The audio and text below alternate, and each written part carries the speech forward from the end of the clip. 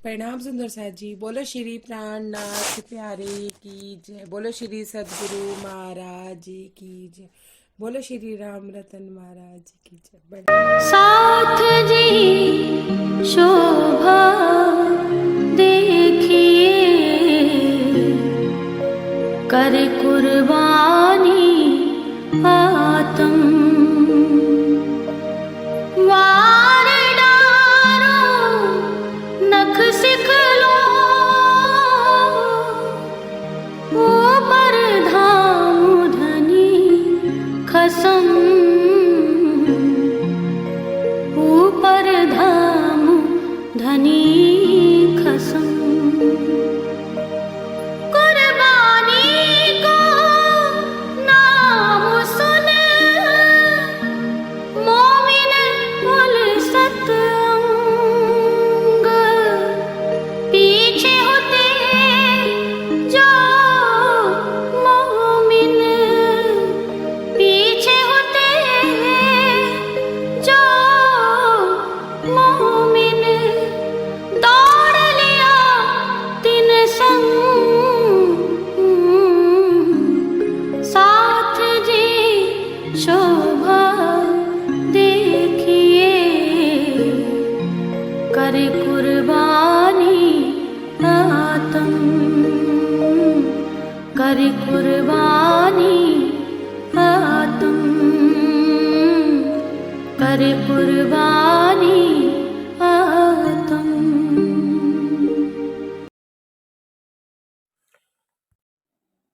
बोलो श्री प्राणनाथ प्यारे की जय। बोलो श्री सदगुरु महाराज की जय।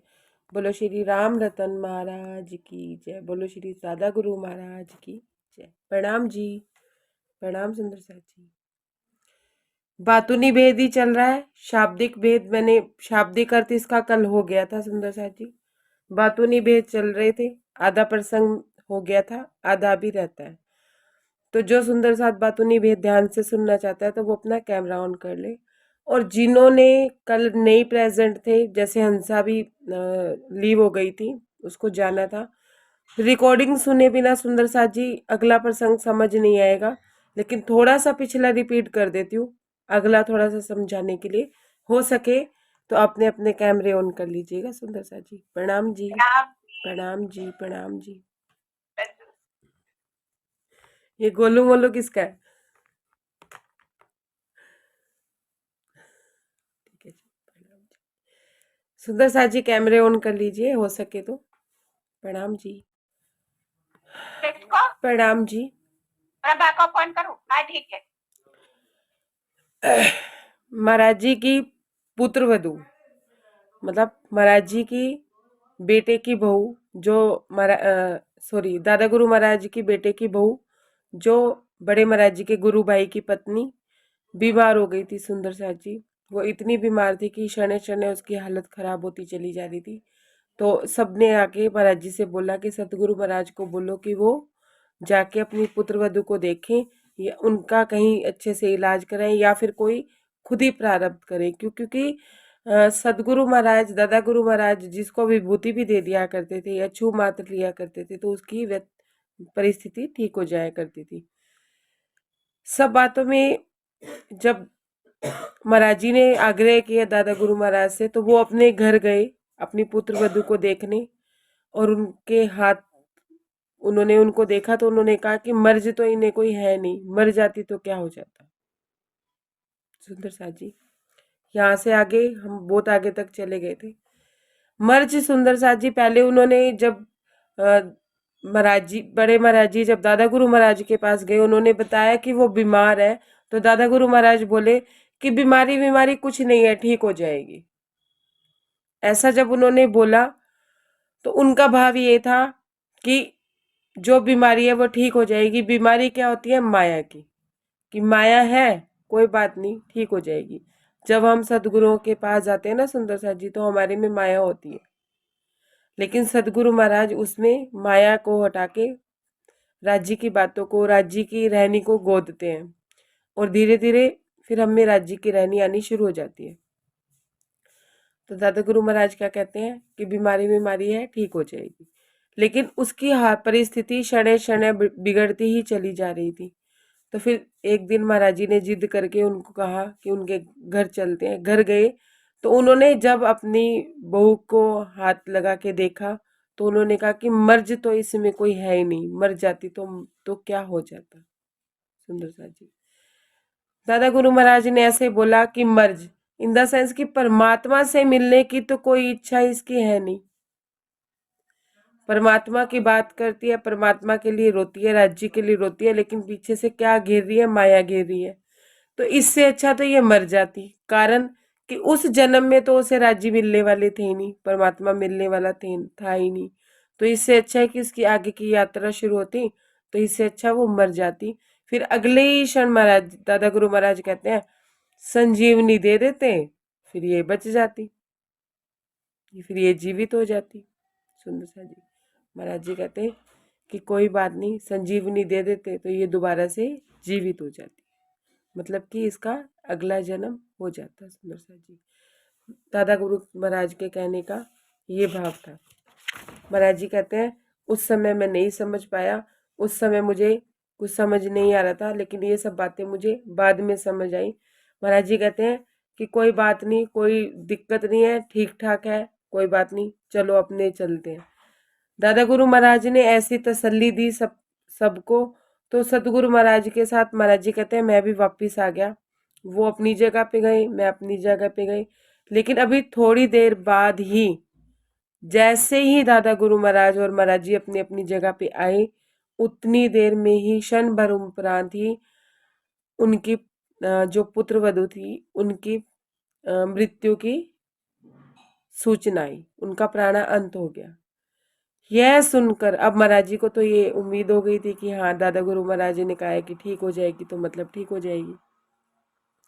यह सुनते ही बड़े महाराज जी दादा गुरु महाराज के पास भगे भगे गए और कहते हैं कि मैं इतनी जोर से भाग भाग के गया कि मैं दादा गुरु महाराज के आगे जाके गिर ही गया। और मैंने उनको बताया, ये संदेश मैंने उनको सुनाया कि उनका प्राणा अंत हो गया। Page number 126। महाराज जी कहते हैं कि सुनते ही सदगुरु महाराज हम दोनों कहाँ पहुंचे? घर, उनकी पुत्र वधू के घर चले गए। अब उनके घर गए दोनों, दादा गुरु महाराज और बड़े महाराज जी। तो महाराज जी कहते हैं कि दादा गुरु महाराज ने अपनी पुत्र वधू का हाथ अपने नब्ज उनकी जब उन्होंने टटोली तो उन्होंने उनका शरीर मृत पाया। बोले कोई चिंता की बात नहीं है, चिंता क्यों करते हो, जीवित करेंगे इसे, हमने तुम्हें वचन दे रखा है।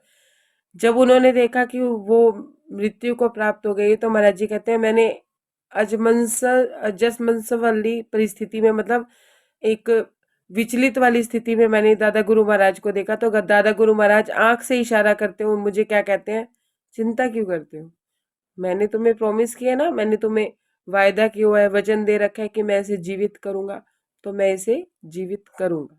सुंदर सा अब महाराज जी ने इशारे से पूछा कब कब जीवित करेंगे? तो दादा गुरु महाराज क्या कहते हैं, पर होगी शमशान हो पहुंचकर जल्दी से तैयारी करो।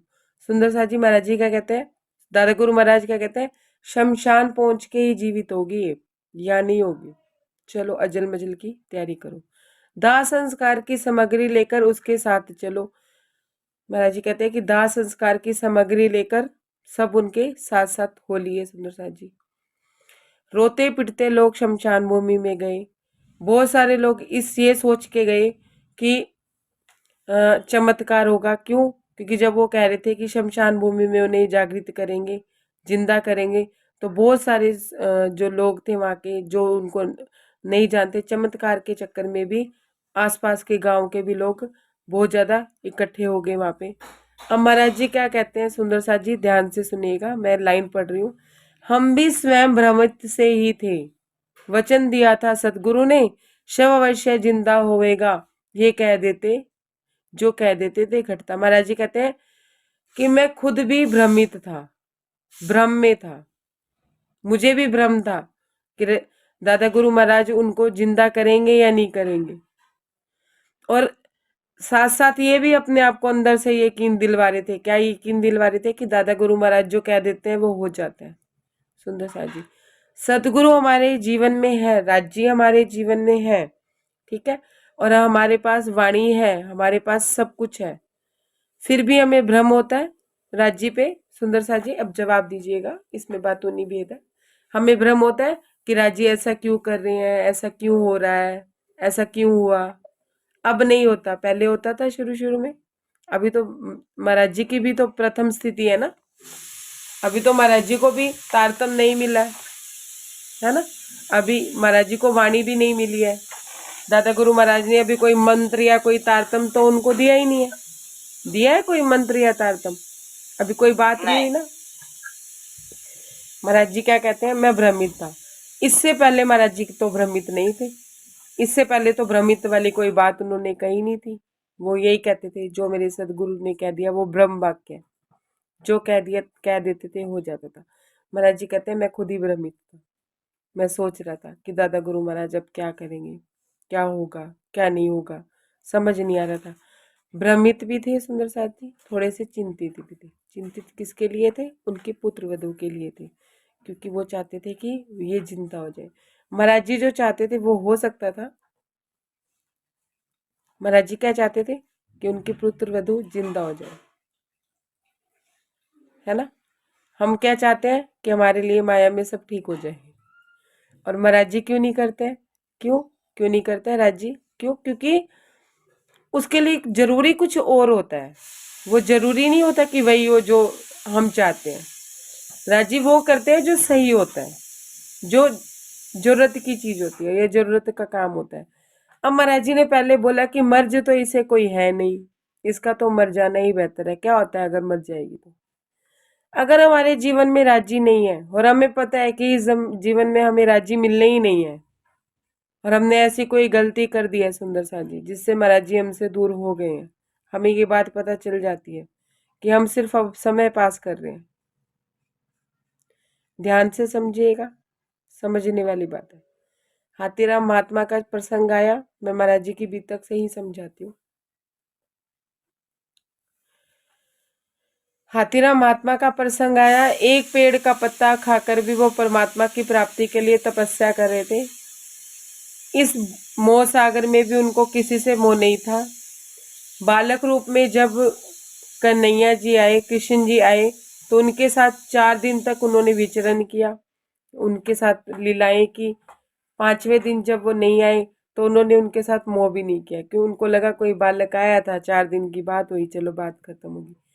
जब उन्होंने बाल रूप में उनसे प्यार प्यार से पूछा और उन्होंने राज्य मांग लिया सुंदर सा जी, और राज्य उन्हें मिल भी गया, उन्होंने सेवा भी की, पर उन्हें राज्य मतलब उन्हें कृष्ण जी दोबारा मिले, उस जन्म में उनको प्राप्ति हुई, नूरी तन में उनके नहीं हुई। प्रसंग पढ़ा था। अब क्या हुआ? अब उनको पता तो चल गया था, जन्म व्यर्थ हो गया, कि जब सामने आए तो हमने ये मांग लिया। समझते जाइएगा ध्यान से। अब उन्होंने सेवा भी की, सब किया। जब उन्हें पता ही है कि मुझे इस जन्म में मिलना ही नहीं है, तो फिर उस जन्म का खत्म हो जाना ही बेहतर है ना। अगर हमें पता चल जाए, चलिए अब ये बात को ऐसे नहीं समझ पाएगा कोई, बात उत की मसाला इत का। हम माया में है, माया में जल्दी समझ आएगा, क्योंकि अनुभव होते हैं, प्रैक्टिकल होते हैं। अब कोई व्यक्ति है, वो कुछ कर नहीं सकता है, ना धर्म कार्य कर सकता है, ना वो अपने घर का कार्य कर सकता है, बस उसके शरीर में एक रोग है और वो बिस्तर पे ही पड़ा हुआ है, और वो भोग भोग रहे हैं। क्या भोग? किसको? असाध्य तकलीफ है और बिस्तर पे पड़ा पड़ा ही वो अपना जीवन व्यतीत कर रहा है। तो हम लोग क्या कहते हैं, इससे अच्छा इनको मृत्यु प्राप्त हो जाए तो ज्यादा बेटर है। करते हैं ना, कहते हैं ना कि बेवजह अपना जीवन, इनका जीवन बिस्तर पे बीत रहा है, बीमारी में बीत रहा है, इन्हें शुद्धि नहीं है, ना होश है, ना खाने की ना पीने की, डायपर लग रहे हैं, ये हो रहा है वो हो रहा है। तो हम क्या कहते हैं, कहते हैं ना, फिर उनके लिए पाठ भी रखवाए जाते हैं कि चलो इनकी मृत्यु हो जाए। होता है स्नेहा दीदी? ऐसा देखा है कभी? चंपा दीदी, होता है ना ऐसे? हम क्या कहते हैं कि इसका मर जाना ही बेहतर है, हे राजी इनको ले जाओ, इनको ले जाओ। लेकिन उसके जीवन में वो लिखा होता है तो उसको वो करना ही पड़ता है। लेकिन उसके जीवन का कोई अर्थ होता है? निरर्थक होती है वो जिंदगी। मर जाना बेहतर होता है, जन्म का खत्म हो जाना बेहतर है। लेकिन सुंदर साथ जी, अब इस बात को अब समझाना बहुत गहराई वाली बात है। 1 मिनट का मुझे समय दीजिएगा। प्रणाम जी सुंदर साथ जी। अब आ जाएगी हरीश भाई, मैंने 1 मिनट का समय मांगा था। वो कुकर की सीटियां, कुकर मुझे देख देख के सीटी मार रहा था, मैं दिख भी नहीं रही थी तो भी मेरी बात सुन के सीटियां मार रहा था, तो मैंने कुकर बंद कराया है। अब मेरी बात सुनिए, एक स्टोरी के माध्यम से आपको बात समझाती हूँ, ध्यान से समझिएगा। स्टोरी भी नहीं है, एक बात है। किसी सुंदर साथ ने मुझे अभी फोन करके एक शब्द जो मैंने कल बोला था, हाँ कल ही बोला था, और वही शब्द रात को अमित भैया ने भी बोला। तो वो सुंदर साथ कंफ्यूज थे कि रात को अमित भैया ने अपनी बैठक में बोला, सब होंगे बैठक में तो सबने सुना होगा, मेरा तो नहीं सुना क्योंकि मैं कल कई सुंदर साथ मतलब एब्सेंट थे। हम कोई कर्म करते हैं, उसका फल हमें मिलता है, उसे प्रारब्ध कहते हैं। ठीक है। उन्होंने बोला था, अमित भैया की बात दोहरा रही हूँ, और उन्होंने कहा जो राजी बिना प्रारब्ध किए, मतलब बिना प्रारब्ध के हमें कोई चीज देते हैं या हमें कुछ मिलता है, उसे मेहर कहते हैं। बोली थी ये लाइन, अगर किसी ने रात को बैठक ध्यान से सुनी हो, रात को अमित भैया ने ये लाइन बोली थी। स्नेहा दीदी आप भी थे बैठक में, ध्यान है कि भैया ने ये बात बोली थी। अब उन सुंदर साथ का ये कहना था कि प्रारब्ध का मतलब क्या होता है, और मैंने जब उनको प्रारब्ध का मतलब समझाया तो उन्होंने कहा कि हम अपने प्रारब्ध से कैसे छूट सकते हैं। समझ आ रही है बात? अगर बात समझ आई हो, प्रश्न समझ आया हो, तो मैं आगे बढ़ूं। और ये मुझे बता दीजिए कि मैं थोड़ा सा इसलिए जानना चाहती हूँ कि अगर प्रश्न समझ आया होगा तो आंसर समझ आएगा ना, नहीं तो आंसर नहीं समझ आएगा। प्रारब्ध शब्द पहले कभी हमने सुना नहीं, और ये शब्द मैंने भी कल बोला तो सुंदर साथ के दिमाग में आया कि आप समझिए कि हमने पिछले जन्म, हमारा जीव कर्म करके आया, हमने मानुष तन लिया, हमारा मानव तन जब समाप्त हुआ तो हमारा जीव 84 लाख योनियां भोग के आया। तो जब वो मानव तन में आया तो उसने जो कर्म किए, उसका कर्म को हमें भोगना पड़ता है, उसे प्रारब्ध कहते हैं। बात समझ आ गई स्नेहा दीदी? बात समझ आई? उसे प्रारब्ध कहते हैं कि हमने पिछले जन्म में जो कर्म किया, अब इस जन्म में हमारे जीवन में क्या लिखे है, दरिद्रता। अगर हम इसे एक एग्जाम्पल से समझे कि दरिद्रता, हम अगर उल्टे सिर खड़े हो भी जाएं, दिन रात मेहनत भी कर लें, सब कुछ कर लें, उसके बाद भी हमें दरिद्रता ही मिलती है। क्यों? क्योंकि वो हमारे प्रारब्ध में लिखी हुई है, क्योंकि हमने ऐसा कर्म किया है पिछले जन्म में। एक स्टोरी के माध्यम से समझाती हूँ। 2 दोस्त थे, बचपन में इकट्ठे पले बड़े थे। लक्ष्मी म्यूट कर लो प्लीज। लक्ष्मी कुछ कहना चाहती हो तो कह सकती हो, अभी मैंने शुरू नहीं किया है, और अगर कुछ नहीं कहना चाहती हो तो म्यूट कर लो और बता दो कि कुछ कहना चाहती हो।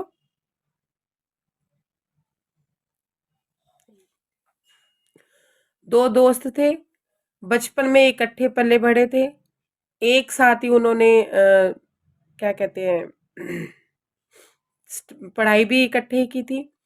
एक अमीर परिवार से था और एक गरीब परिवार से था। दोनों ही अच्छे से पल बढ़ रहे थे और दोनों ही अच्छी पोस्ट पे उन्होंने नौकरियां प्राप्त कर ली थी।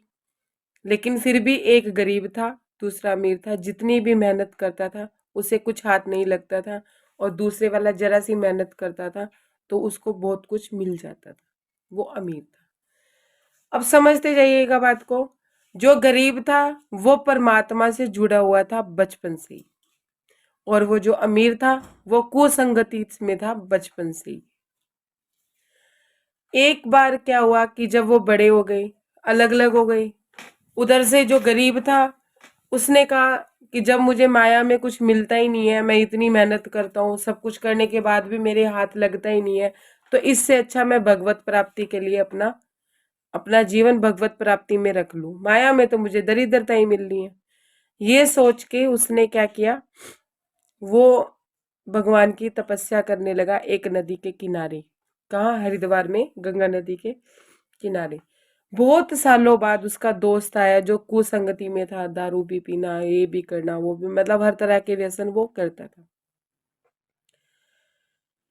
उसने जब वो कई सालों बाद दोस्त मिले, वो गंगा नदी के किनारे, तो वो कहने लगा कि क्या मिला तुझे, भगवान का नाम लेके सारा दिन तू भगवान भगवान करता रहता है, तू तपस्या करता रहता है, इतनी सी उम्र में तू ये बन गया है।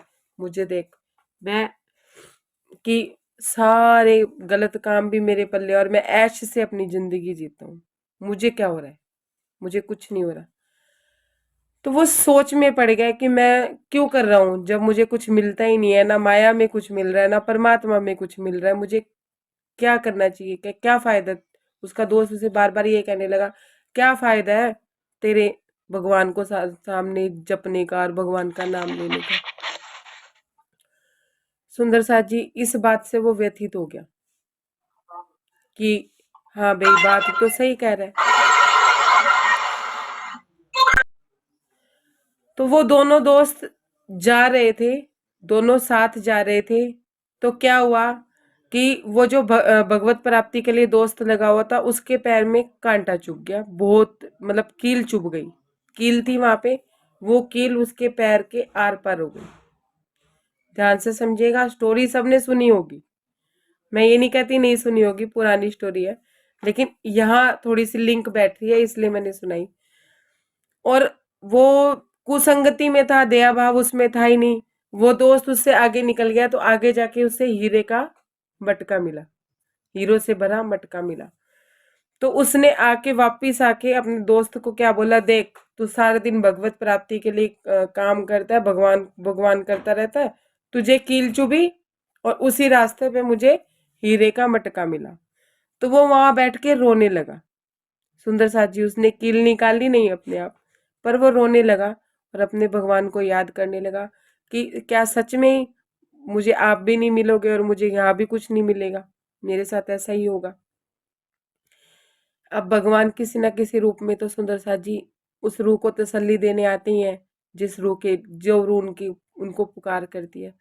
एक संत के रूप में वहां पे आए और उन संत ने उनको देखा कि उन्हें कील चुभी हुई है और उनका खून बह रहा है।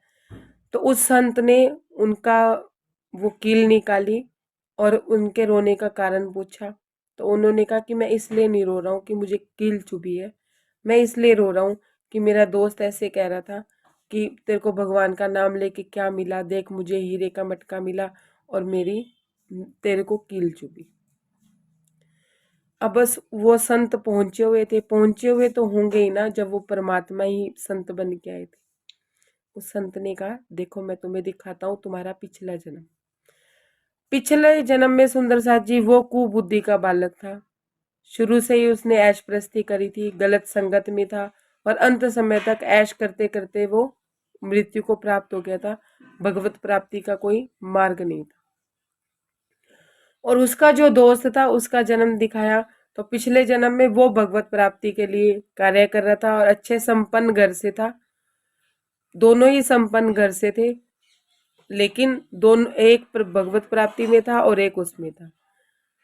तो वो संत कहते हैं कि तुम्हें पिछले जन्म के कर्मों का ये भोग मिलना था कि यहाँ के राजा ने तुझे सूली पे लटकाना था, लेकिन तुमने अच्छे कर्म किए और परमात्मा में लग गए, तो तुम्हारी सूली की जगह तुम्हें एक कील से तुम्हारा काम सर गया।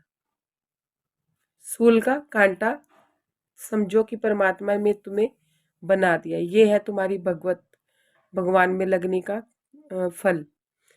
और उधर से उन्होंने क्या दिखाया कि तेरे दोस्त को ये राज्य मिलना था, इस राज्य का राजा इसने बनना था, लेकिन इसने अपने गलत कार्य करके अपने पीछे वाले प्रारब्ध को खत्म कर दिया, मतलब अपने कर्मों को खत्म कर लिया और इसको एक हीरे का मटका मिला और इसी में ये खुश है। समझ रहे हैं सुंदर साथ जी, बात समझ आई। और यहाँ जो इनकी पुत्र वधू थी, जो बीमार हो गई थी, उनका भी प्रारब्ध था कि उनके जीवन में ये लिखा था कि उन्हें इतनी बीमारी भोगनी है और इतनी समस्या उनके साथ होनी है। लेकिन सुंदर साथ जी इस बात को समझिएगा, एक बात को, कि हमारे जीवन का भी प्रारब्ध है कि हम लोगों के जीवन में कष्ट आना है। कष्ट तो वो आएगा, ऐसा नहीं है कि नहीं आएगा, वो हमारा प्रारब्ध है। एक बात को समझिएगा कि मान लीजिए हमें कष्ट आया, वह हमारा प्रारब्ध है, हमने पीछे की कुछ ऐसा किया हुआ है जन्मों में, हमारा जीव कर्म भोग के आया, कर्म करके आया, तो हमारे जीवन में वो है। मान लीजिए अब मेरे ही जीवन में एक एग्जांपल से समझाती हूँ कि मेरे जीवन में ही लिखा है कि मुझे 1 महीना बीमार रहना ही रहना है, कि 1 महीने का कष्ट, शारीरिक कष्ट मेरे जीवन में है ही है। लेकिन सुंदर साथ जी, वो कष्ट के समय मेरा समय राज्य की बैठक सुनने में बीत रहा है, वो कष्ट का समय मेरा समय सुंदर सा से बात करने में बीत रहा है, वो वाणी मंथन में बीत रहा है, और मुझे बीमारी का पता ही नहीं चल रहा है। समझते जाइएगा बात को। तो उसमें राज्य की मेहर है, या मैं बीमारी में बिस्तर पे पड़ी हूँ और हाय हाय कर रही हूँ और मेरे को कोई पानी भी पूछने वाला नहीं है, उसमें राज्य की मेहर है। बताइएगा आप।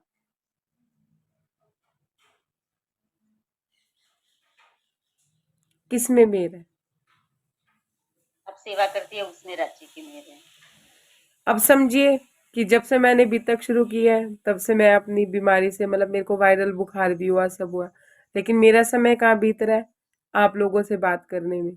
10 घंटे की नौकरी भी जैसे तैसे राज्य करा रहे हैं, रात को आके भी सुंदर सा से बात हो जाती है, महापुरुष सुंदर सा से बात हो जाती है। तो ये राज्य की मेहर है, कट गया समय, समय भी कट गया और पता भी नहीं चला। बीमारी का समय तो रहना ही था, कट गया। सुंदर साथ जी, अगर यही इसके अपोजिट में बिस्तर में पड़ी हाय हाय करती रहती, सुबह 10 बजे उठती, समय भी खराब होता, सब कुछ होता, तो वो राज्य का कहर होता। तो राज्य में लगने का मुझे तो राज्य ने फल दिया है ना। तो सुंदर साथ जी, हमें क्या करना है? हमें राज्य में लगे रहना है, अपने वाणी मंथन में, अपने प्रारब्ध में लगे रहना है। अपनी जो भी हमें मिल रहा है वो हमारे पिछले जन्मों का है, लेकिन हम अपना कर्म भोग भोग करने के बाद, अपना प्रारब्ध भोगने के बाद सुंदर साथ जी, हम नया कर्म बना सकते हैं, अपना नया प्रारब्ध बना सकते हैं। वो भुगत गया। अब समझ लीजिए, आज हम बैंक में पैसे जमा कराते हैं तो आज की आज तो हमें ब्याज नहीं मिलती। आज की आज अगर हमने आज कुछ कमाया तो आज ही हमने कमाया, रात को जाके सारा तो नहीं लुटाए आएंगे। अगला दिन हमें चाहिए खर्च करने के लिए, या 4 दिन बाद हम खर्च करेंगे, या ब्याज मिलेगी हमें, बैंक की ब्याज भी हमें मिलेगी तो महीने बाद मिलेगी। समझ रहे हैं? तो आज हम जो कमाई कर रहे हैं उसे हम कल खाएंगे, और आज हम जो खा रहे हैं वो हमने पिछले कोई कमाई हमने करी है जो हम आज खा रहे हैं।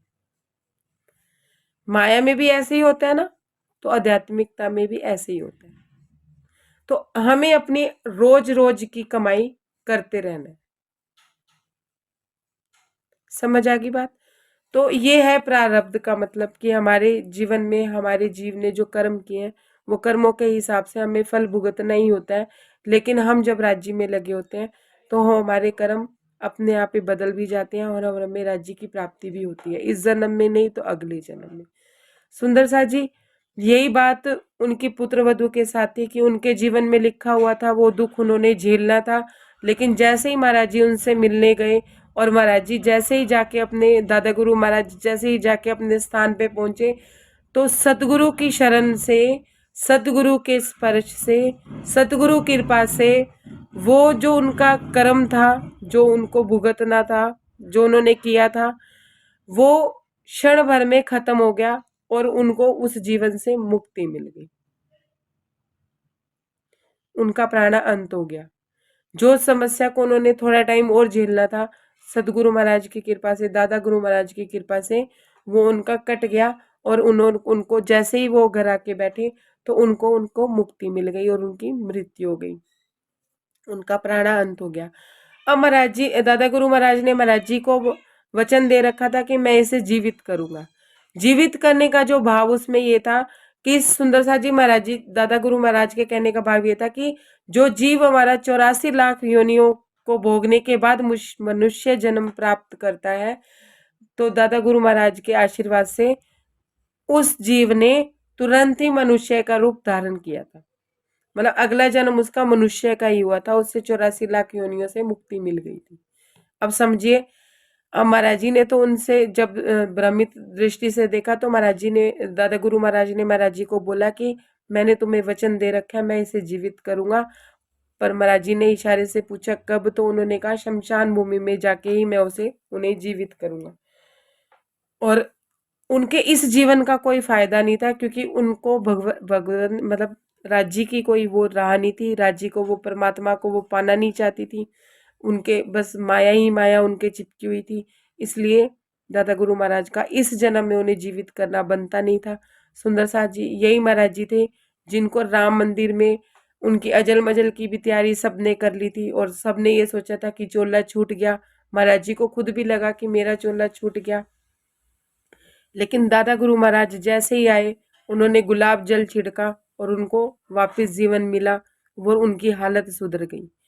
एक तरफ दादा गुरु महाराज एक को जीवन दे रहे हैं और एक को मृत्यु दे रहे हैं, तो सुंदर साथ जी ये भी प्रकृति का कोई नियम है। किसी से कोई सेवा करवानी होती है तो ऐसे ही करवाई जाती है।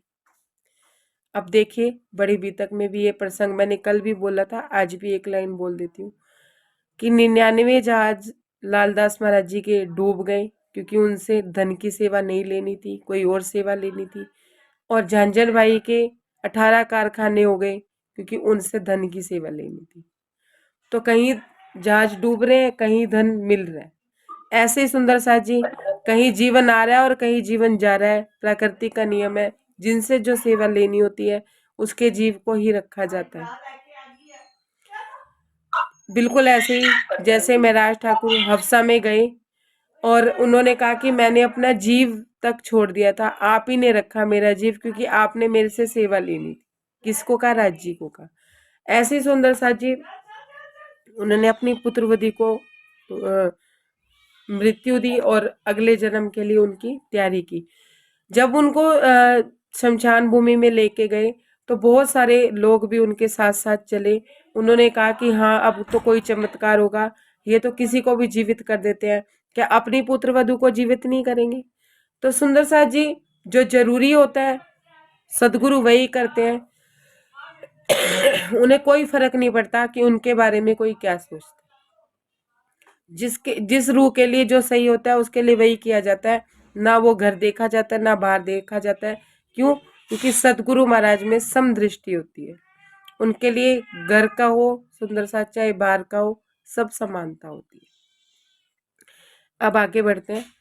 अब वहां जाके सारी अजल मजल की तैयारी हो गई, तो सब जो वहां का समूह था, वहां के जो लोग थे, सब दादा गुरु महाराज से प्रार्थना करने लगे कि आप इन्हें जीवित कर दीजिए।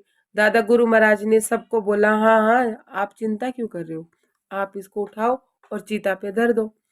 जब उन्होंने उनको चिता पे धरा तो लोग, उन्होंने उस बात का अनुकरण तो कर लिया, उनकी बात तो मान ली, लेकिन सब ये पूछते हैं ये कैसे जिंदा होगी? जब आप इसे चिता पे ही लिटा देंगे तो कैसे जिंदा होगी? तो गुरुदेव क्या कहते हैं, चिंता ना करो, सब हो जाएगा। इधर से जब उनको शव पे रख दिया जाता है सुंदर साथ जी, उस पे शव को उस दाह संस्कार वाली जगह पे रख दिया जाता है, तो गुरुदेव दादा गुरु महाराज ही इशारा करते हैं कि अग्नि भी दे दो। तो अग्नि दे दी जाती है और दू दू करके वो चिता जल जाती है। सब चले जाते हैं। देखते ही कहते हैं कि सब सुंदर साथ सब जो जन समूह था, वहां के जो लोग थे, वो एक टक उस चिता को देख रहे थे कि शायद आग की लपटों से अब जिंदा हो जाएगी, आग के लपटों से अब वो उठ खड़ी होगी, ऐसा कोई चमत्कार होगा। तो वो एक टक देखते रहते हैं, पर सुंदर साथ जी ऐसा कुछ भी नहीं होता। प्रणाम जी। अब क्या होता है सुनिए आगे। संपन्न हुआ वह भी, गुरुदेव ने इशारा किया, आग दे दो इसमें। संपन्न हुआ वह भी कहते हुए क्षण भर में, रहे देखते फटी आंख से उसका अंत जन समूह सब, जाने कैसे जीवन देंगे, जाने भगवन कहते सब। ताक रहे थे सब उनका मुंह देख, कब क्या होता है, किस तरह लपटों में से मुर्दा जीवित होता है। महाराज जी कहते हैं कि वहां का जो जन समूह था वो एकटक देखता चला जा रहा था कि अब इन लपटों में से कैसे वो उठेंगी, कैसे जिंदा होएंगी। पर क्या हुआ, धू धू करके धधक उठी भीषण शव की ज्वाला, लपट अग्नि से उठी भड़क कर ले एक साथ उछाला। महाराज जी कहते हैं कि धू धू करके वो शव जो था धधक उठा, और वो जो शव था वो भी आग की ज्वाला में आग भड़की और वो एकदम से भस्म हो गया। और जैसे कहते हैं ना कि सिर की जो हड्डी होती है एकदम से उछल जाती है, तो वो हड्डी भी उछल गई। इसका मतलब कि वो शव बुझ गया था, मतलब जल गया था। Page number 127। भस्मीभूत हुआ शब्द जिस दम घर की ओर चले गुरुदेव, मगर मार्ग में कहते पाए चिरंजीव रहो सदैव। सुंदर सा जी, दादा गुरु महाराज जी और कुछ लोग जो वहां पे रुके थे, प्रणाम जी। महाराज जी कहते हैं कि कुछ लोग वहां रुके थे, मैं भी रुका था, दादा गुरु महाराज भी रुके थे।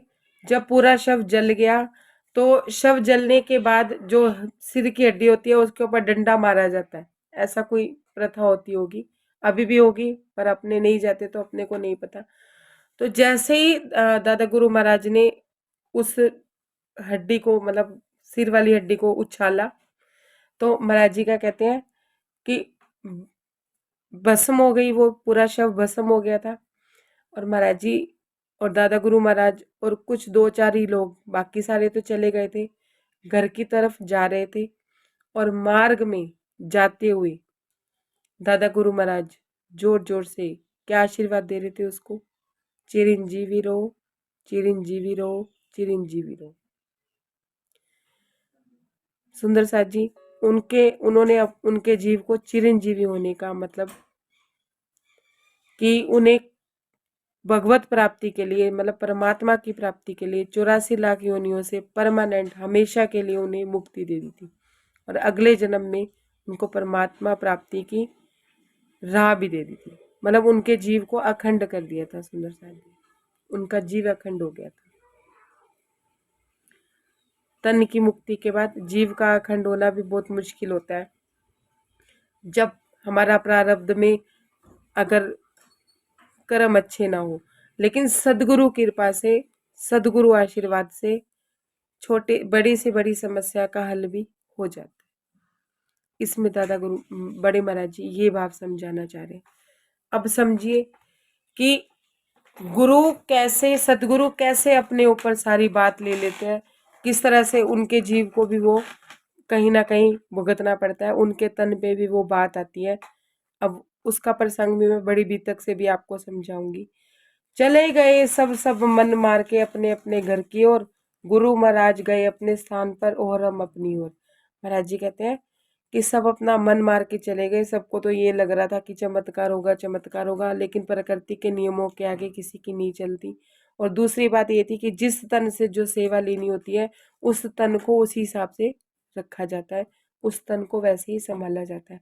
बिल्कुल ऐसे ही सुंदर साथ जी, अब आप समझिएगा कि जैसे भल्ले भाई, उनके छत्रसाल महाराज जी के घोड़े का नाम था।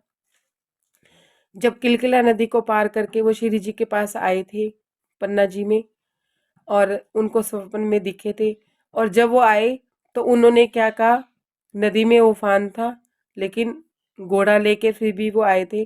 तो जब श्री जी के पास पहुंचे तो श्री जी ने अपनी पीठ दिखाई थी उनको कि देखो तुम्हारे घोड़े के निशान मेरी पीठ पे है, मेरी पीठ पे ही जाके तुम्हारा घोड़ा आया था। सुंदर साथी, ऐसे ही जो ज्वाला, जो चिता उस पुत्र, उनकी पुत्र वधू की जली थी, वो चिता के सारे भाव अग्नि के समान उनके चेहरे पे आ गए थे। किसके? दादा गुरु महाराज के। मतलब इतना रोष, इतना अंदर से ज्वलित थे वो कि दादा गुरु महाराज जी क्या कहते हैं, उस दिन हमें भय इतना मौत ना कर सकती थी भयभीत।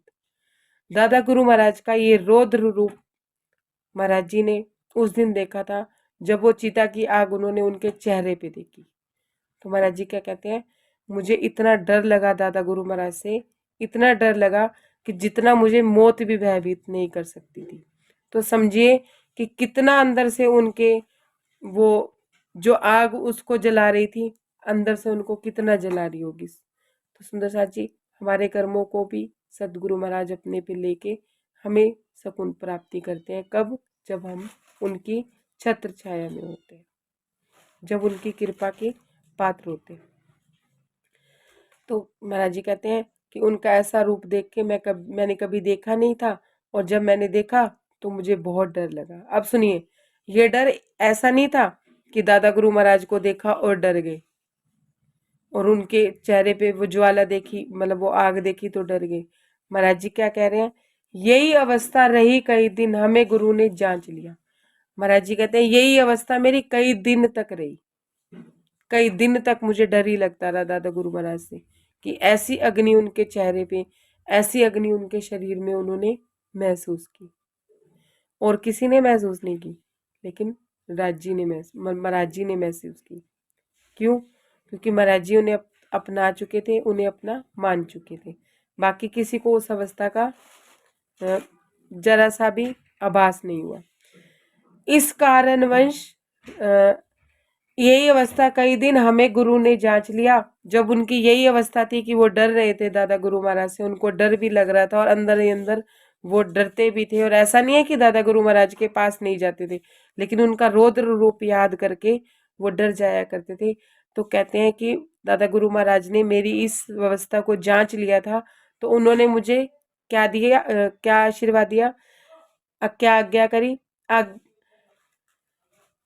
आज्ञा शिरोधाई श्री सदगुरु, इस कारणवश रम जाने का कुछ दिन आदेश दिया। दादा गुरु महाराज ने महाराज जी को आदेश दिया कि अब तुम कुछ दिन जाओ और कुछ दिन जाके घूम आओ, अब तुम यहाँ मत रहो एक बार। सुंदर साथ जी, इसमें भी एक भाव है, आज निकल ही नहीं रहा है भाव, पता नहीं क्यों। आज्ञा शिरोधाई सदगुरु की करे उल्लंघन कहाँ मजाल। महाराज जी कहते हैं कि मैंने अपने सदगुरु महाराज की आज्ञा को ठुकरा दूं, ऐसी मेरी कहाँ मजाल है।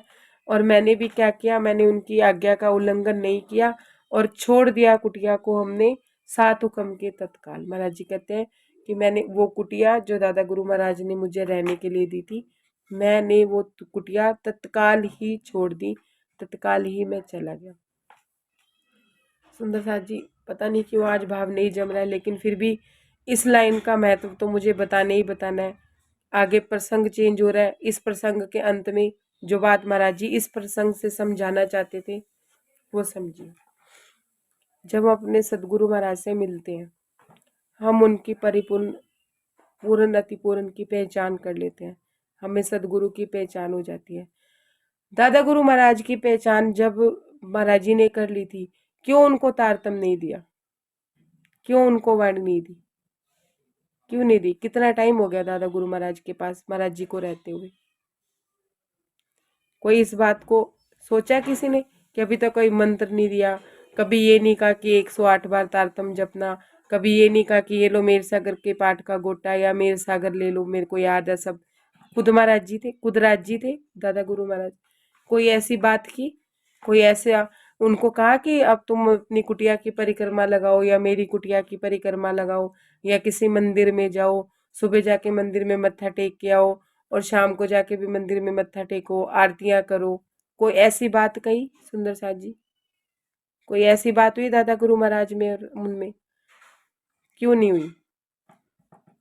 क्योंकि वो पूर्ण अति पूर्ण थे ना। दादा गुरु महाराज, पर महाराज जी तो नहीं थे ना पूर्ण अति पूर्ण।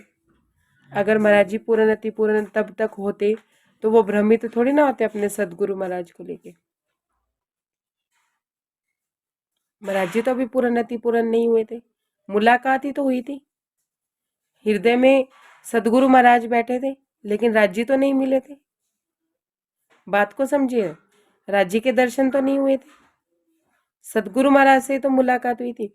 अब कैमरे ऑन कर लीजिए, क्योंकि मुझे आप ही लोगों से बात करनी है और कोई है नहीं बात करने वाला। देखिए सबके कैमरे ऑफ है, और अब मैं दोबारा नहीं कहूंगी किसी से, सच्ची में नहीं कहूंगी। जितना राजी ने भाव जताया बस उतना करके प्रसंग खत्म कर देंगे। प्रसंग गहरा है, बात भी समझ आएगी कि हम पूरन अति पूरन सदगुरु की शरण में तो चले गए, लेकिन हम पूरन अति पूरन कैसे होंगे? हम तो पूरन नहीं है ना, हम कैसे हो सकते हैं पूरन? वो बात महाराज जी यहाँ समझा रहे हैं। जिसको समझनी है वो कैमरे ऑन कर लीजिए, और जिसको नहीं समझनी है कोई बात नहीं, वो उनकी इच्छा। समझिए, दादा गुरु महाराज पूरन अति पूरन थे, महाराज जी पूरन अति पूरन नहीं थे। हम उन्हें पूरन अति पूरन क्यों समझते हैं? क्योंकि समझते हैं अब तो वो हैं, वो अब पूरन अति पूरन तब तक नहीं थे जब तक उन्होंने राज्य के नूरी स्वरूप का दर्शन नहीं किया था। सुंदर सा जी, समझ आई बात? आवाज नहीं आ रही है हंसो? आवाज नहीं आ रही है मेरी? आ रही थी, आ रही आवाज, आ रही थी, आ आपको नहीं आ रही है, मेरे बाकी सबको आवाज आ रही है। अब आप समझिए, हम पूरन अति पूरन की शरण में है तो हम पूरन कैसे होंगे? महाराज जी ने यहाँ शब्द कहे कि वो अपने सदगुरु महाराज के पीछे उन्होंने इतने प्रसंग सुनाए कि दादा गुरु महाराज ने ये किया, दादा गुरु महाराज ने वो किया, लेकिन इस क्षण आके महाराज जी कहते हैं मैं भी भ्रमित था कि पता नहीं रहा दादा गुरु महाराज उन्हें जीवित करेंगे या नहीं करेंगे। सुंदर सा जी, भ्रमित थे हम। जब तक भ्रमित हैं राज्य के लिए कि राज्य हमारे लिए अच्छा कर रहे हैं या नहीं कर रहे हैं, पता नहीं ये मेरे साथ इतना बुरा क्यों हो रहा है, पता नहीं मेरे साथ ऐसा क्यों हो रहा है, जब तक हम भ्रमित रहेंगे तब तक हम भी पूर्ण अति पूर्ण नहीं हो सकते। सुंदर साथ जी वो भ्रमित हुए तो क्या दादा गुरु महाराज को पता नहीं चला कि वो भ्रम में है? पता चला। जब अब दादा गुरु महाराज ने क्या किया, अपनी पुत्र वधू को उसी तन में जीवित नहीं किया, लेकिन उनके जीव को अखंड कर दिया। ये बात महाराज जी जब समझ गए तो भयभीत हुए। उन्होंने वो ज्वाला, जो शव की ज्वाला थी, उनके चेहरे पे देखी, गुस्से में उनको देखा, मतलब वो भगवती आग उन्होंने महसूस की वहां पे। तो महाराज जी अपने सदगुरु से डर गए सुंदर सा जी। और एक दिन नहीं रहे, कई दिन तक अवस्था रही उनकी। तो वो अभी पूरन अति पूरन की पात्रता उनमें नहीं थी। समझिए, अगर उनमें पूरन अति पूरन की पात्रता होती तो आग हो चाहे पानी हो चाहे कुछ हो, डर ना होता। सुंदर सा जी अब समझिए, जब तक हमारे में ये तो सदगुरु महाराज की कृपा थी या जो भी था, हम तो अभी माया में ही डर रहे हैं। हाय ये हो जाएगा, हाय वो हो जाएगा, हाय भविष्य क्या होगा, हाय भूतकाल क्या होगा। अभी तक हम माया से डर रहे हैं। तो हम पूरन अति पूरन की शरण में जाके पूरन अति पूरन हो सकते हैं? नहीं हो सकते।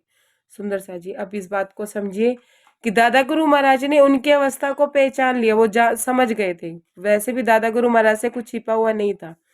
उन्होंने उनको रम जाने की आज्ञा दी। रम जाने की मतलब महाराज जी कितना घूम घूम के आए थे, दूसरी परिक्रमा थी उनकी, कितना घूम के आए थे।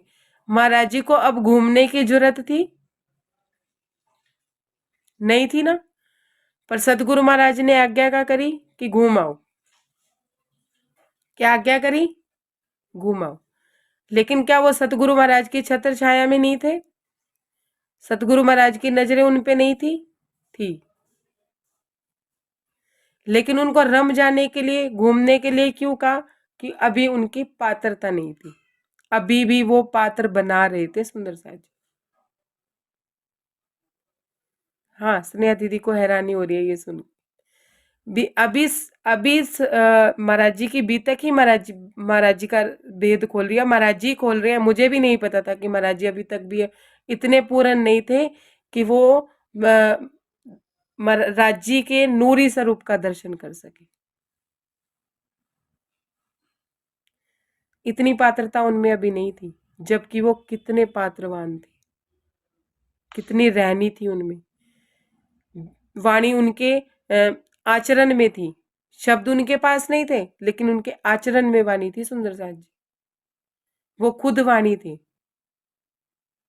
खुद उन्होंने अपना रास्ता खुद बनाया था, उनकी खुद की कमाई थी।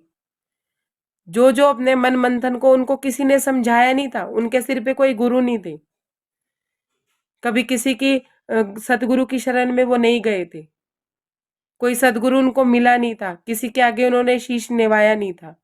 जिनके आगे उन्होंने शीश निवाया उनकी छत्र छाया में, जब महाराज जी कह रहे हैं एक जगह, तो महाराज जी कह रहे हैं मैं पूर्ण अति पूर्ण सतगुरु की छत्र छाया में था, अगले ही क्षण भ्रमित हो रहे हैं।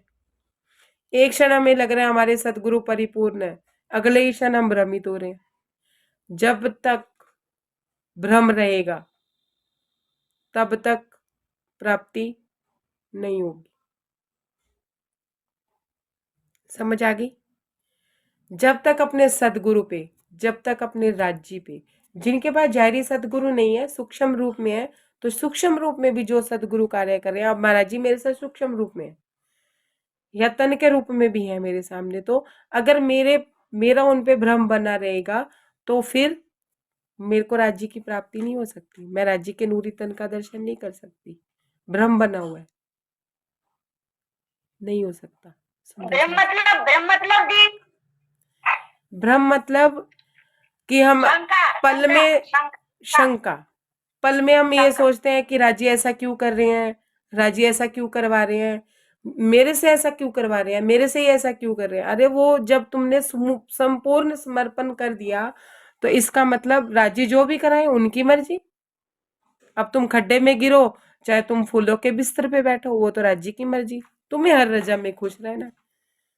इसका मतलब महाराज जी भी भ्रमित हुए, तो महाराज जी का भी तो अपने दादा गुरु महाराज के प्रति पूर्ण समर्पण नहीं था ना, वो अपनी अपनी भी बात बता रहे हैं ना सुंदर साथ जी, वो अपनी ही बात बता रहे हैं, बात को समझिए कि वो अपनी बात बता रहे हैं। अब भ्रम में है, आप समझिए, महाराज जी कहते हैं कि मेरे को भ्रम हुआ था और मैं दादा गुरु महाराज से डर रहा था। हम अपने सदगुरु से डरते हैं? अगर जाहिरी सदगुरु है या सूक्ष्म रूप में भी सदगुरु है, हम अपने सदगुरु से डरते हैं? नहीं डरते। स्नेहा दीदी सच्ची बताना, आप अपने सदगुरु से नहीं डरते अगर जाहिरी भी है और सूक्ष्म भी है?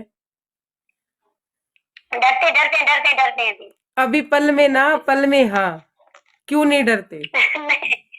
नहीं इसलिए नहीं डरते क्योंकि मुझे मुझे मेरे सदगुरु मेरे पास है। मैं ये समझ रही थी कि और किसी से डर, मतलब और किसी से डरती, मतलब मेरे सदगुरु मेरे पास है तो मैं क्यों डरूं किसी से, मैं ये समझ रही थी।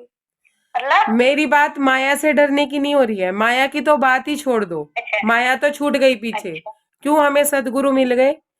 अब हमारी स्टेज वो है। अब देखिए सुंदर साथ जी, एक सुंदर साथ ने ना मेरे को फोन किया था जब मैं शुरू में भी तक पढ़ रही थी, तो उसमें मुझे कहने लगी, उन्होंने मुझसे कहा, लेकिन उनका भाव अपनी जगह सही था, मेरी बात अपनी जगह सही थी, मैं उन्हें गलत नहीं कह रही। वो मुझे कहने लगी आप ना सुंदर साथ को बड़ा डीमोटिवेट करती हैं। मैंने कहा क्यों? क्या आप कहते हो कि हम ऐसा करते हैं, हम वैसा करते हैं, हम वैसा करते हैं।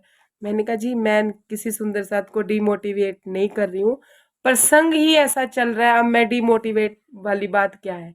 अब महाराज जी का जो प्रसंग चल रहा था, मेरे को तो प्रसंग के हिसाब से भी तक बतानी थी ना। अब उस समय में ये गहरी बात बताती, ये वाली बात बताती, तो आपके समझ आती? नहीं आती। महाराज जी कैसे चले हैं शुरू से, मेरे को तो यही समझाना था ना कि महाराज जी कैसे चल रहे हैं। समझ आई मेरी बात? अब यहाँ माया की बात नहीं हो रही, माया छूट गई, माया का कोई शब्द नहीं है हमारे जीवन में। अब माया नहीं है, हमें माया से डर नहीं लगता, ये समझिए। माया हमें भारी भी नहीं लगती। अब बात हो रही है सदगुरु और हमारी, राज्य और हमारी। अब समझ आई? अब बताइए कि आप अपने अपने सदगुरु से, अपने राज्य से डरते हैं या नहीं डरते हैं? अब बताइए। दी दी मैं तो डरती हूँ कि मेरे गुरु मेरे मुझसे दूर ना जाए, मेरे पास रहे, मतलब खोने से डरती हूँ, मतलब कि मैं माया में फिर ना जाऊं, मतलब और किसी से दूर होने से। और किसी को डर लगता है राज्य से या अपने सदगुरु से? डर लगता है? स्नेहा दीदी डर लगता है अपने सदगुरु से? लगता है? खोने से डर हाँ। लगता है, वैसे तो डर नहीं लगता है, लेकिन खोने से डर लगता है। खोएंगे क्यों? खोएंगे जब हम सदगुरु की आज्ञा नहीं मानेंगे, तब खोएंगे। तब खोएंगे। अच्छा। सदगुरु की आज्ञा नहीं मानेंगे तो खो देंगे, और सदगुरु की आज्ञा नहीं मानेंगे तो आगे भी तो नहीं बढ़ेंगे।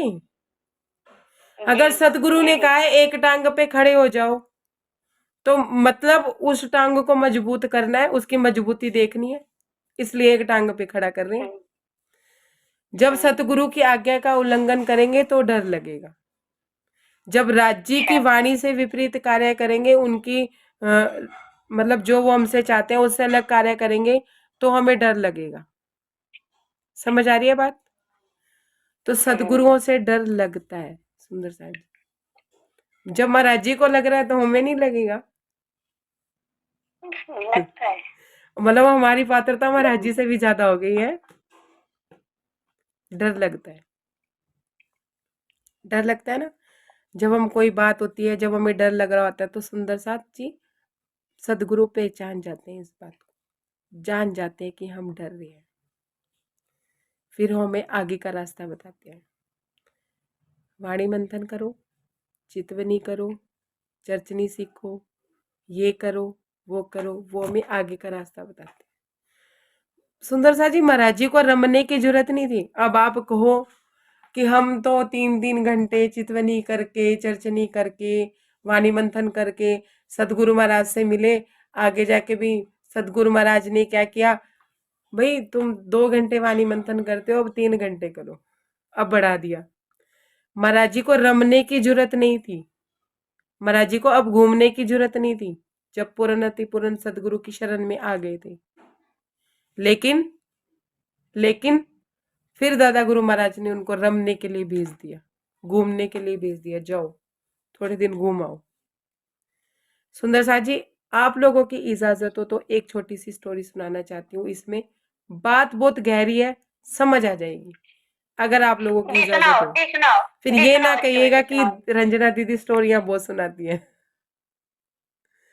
ना, क्योंकि पता मतलब नहीं कि क्यों स्टोरियों में सच्चा मार्ग मिल जाता है, स्टोरियों में रास्ता मिल जाता है। एक्चुअल में पता है क्या है, मेरी बुद्धि थोड़ी मोटी थी सेहत के हिसाब से भी। तो मैं ना मुझे बात समझ नहीं आती थी तो मैं पीछे पड़ जाती थी महाराज जी के, मुझे समझाओ, मुझे नहीं समझ आ रही। और जाहिर सदगुरु थे नहीं मेरे पास जो मुझे फेस टू फेस समझाते। और वहाँ भी मेरी बुद्धि मोटी है, समझिए आप एक तरह से। तो मुझे महाराज जी ऐसे कोई ना कोई स्टोरी, मैंने पहले भी बताया है, कोई ना कोई बात प्रैक्टिकल मेरे सामने हो जाता था, कोई ना कोई बात ऐसी आ जाती थी कि मुझे बात समझ आ जाती थी। तो उस समय की स्टोरी पता नहीं अब कैसे याद दिला देते हैं। हालांकि अब मैं बैठक से उठूं ना और मैं याद करूं कोई स्टोरी तो मुझे याद नहीं आती। अब उन्होंने एकदम से ही सामने ला दी। अभी तक मेरे को पता नहीं था कि मुझे इस बैठक में बोलनी है, लेकिन महाराज जी ने मुझे वो स्टोरी याद दिला दी। हालांकि बहुत पुरानी है, थोड़ी अगर बीच में छूट जाएगी तो छूट जाएगी, लेकिन जो मेन मोटिवेशन वाली बात आपको समझ आ जाएगी। तो मैं शुरू करूं। प्रणाम जी। प्रणाम जी। एक व्यक्ति था, माया की बात हो रही है इसमें, लेकिन जब उसके घर वालों की बात आए ना सुंदर साथ जी, आप समझिएगा, मैं स्टोरी से पहले ही आपको क्लियर कर दे रही हूँ।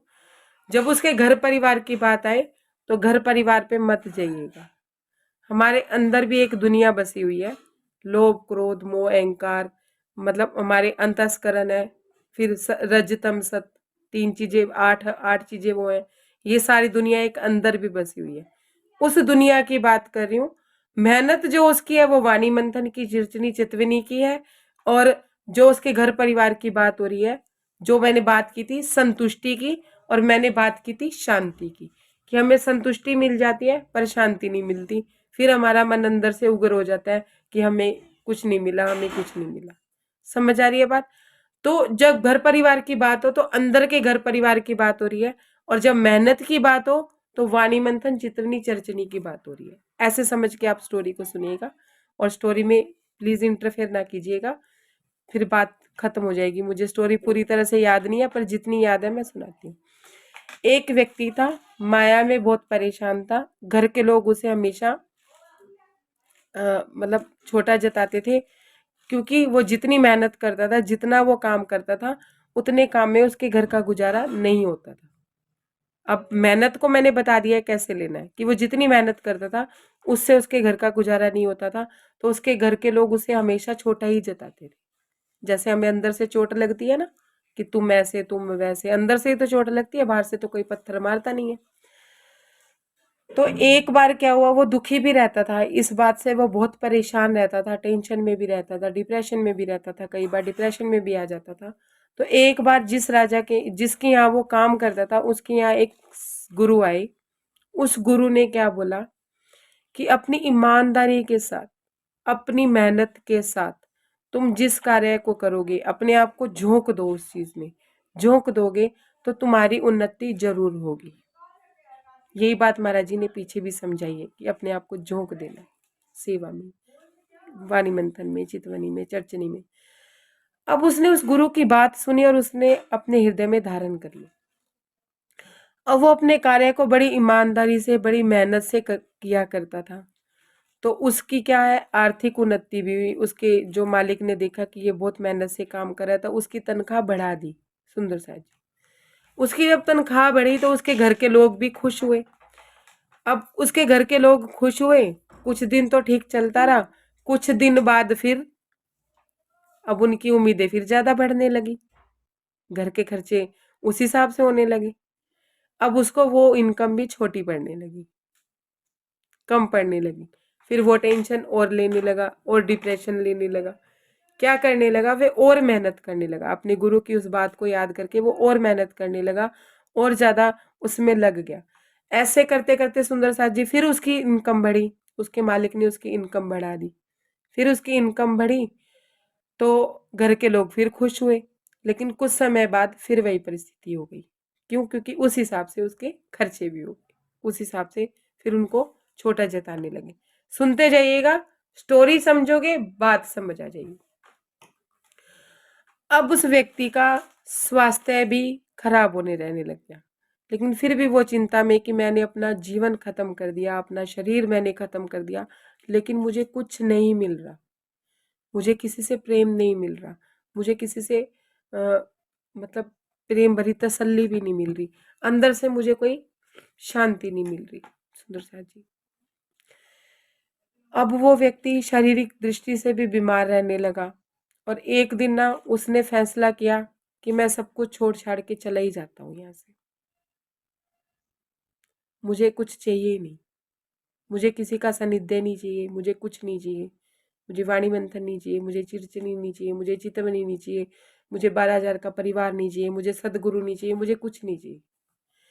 ये कह के समझिए कि ये कह के कि मुझे घर परिवार नहीं चाहिए, मुझे नौकरी नहीं चाहिए, मुझे किसी के सामने कुछ बनना ही नहीं है, ये नहीं है, वो नहीं है, ये कह के वो अपने राजा के महल से निकला। राजा के दरबार में वो नौकरी करता था। राजा के महल से निकला और वो अपने आप में मायूस होता होता चल पड़ा रास्ते में। अपने राजा के महल से वो 12 घंटे की दूरी का रास्ता तय करके उस जगह पे पहुंचा और उस जगह पे जाके जब बैठने लगा तो उसने देखा कि दूर से वही गुरु आ रहे हैं जिस गुरु के उन्होंने उपदेश सुना था। वो उस गुरुदेव के चरणों में गया और उनको प्रणाम करी।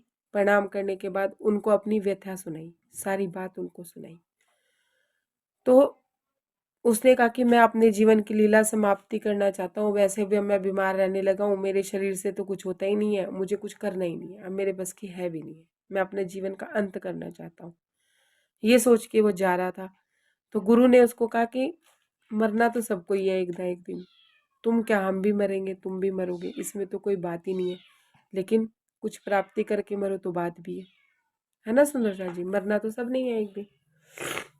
अब तो फिर उन्होंने कहा कि मुझे करना क्या है, मेरी समस्या का हल बताइए कि मैं कितना भी कुछ कर लूँ, मुझे वो संतुष्टि नहीं मिल रही जो मुझे चाहिए, मुझे वो शांति नहीं मिल रही। संतुष्टि मिली, थोड़े टाइम बाद फिर वैसा ही हो गया।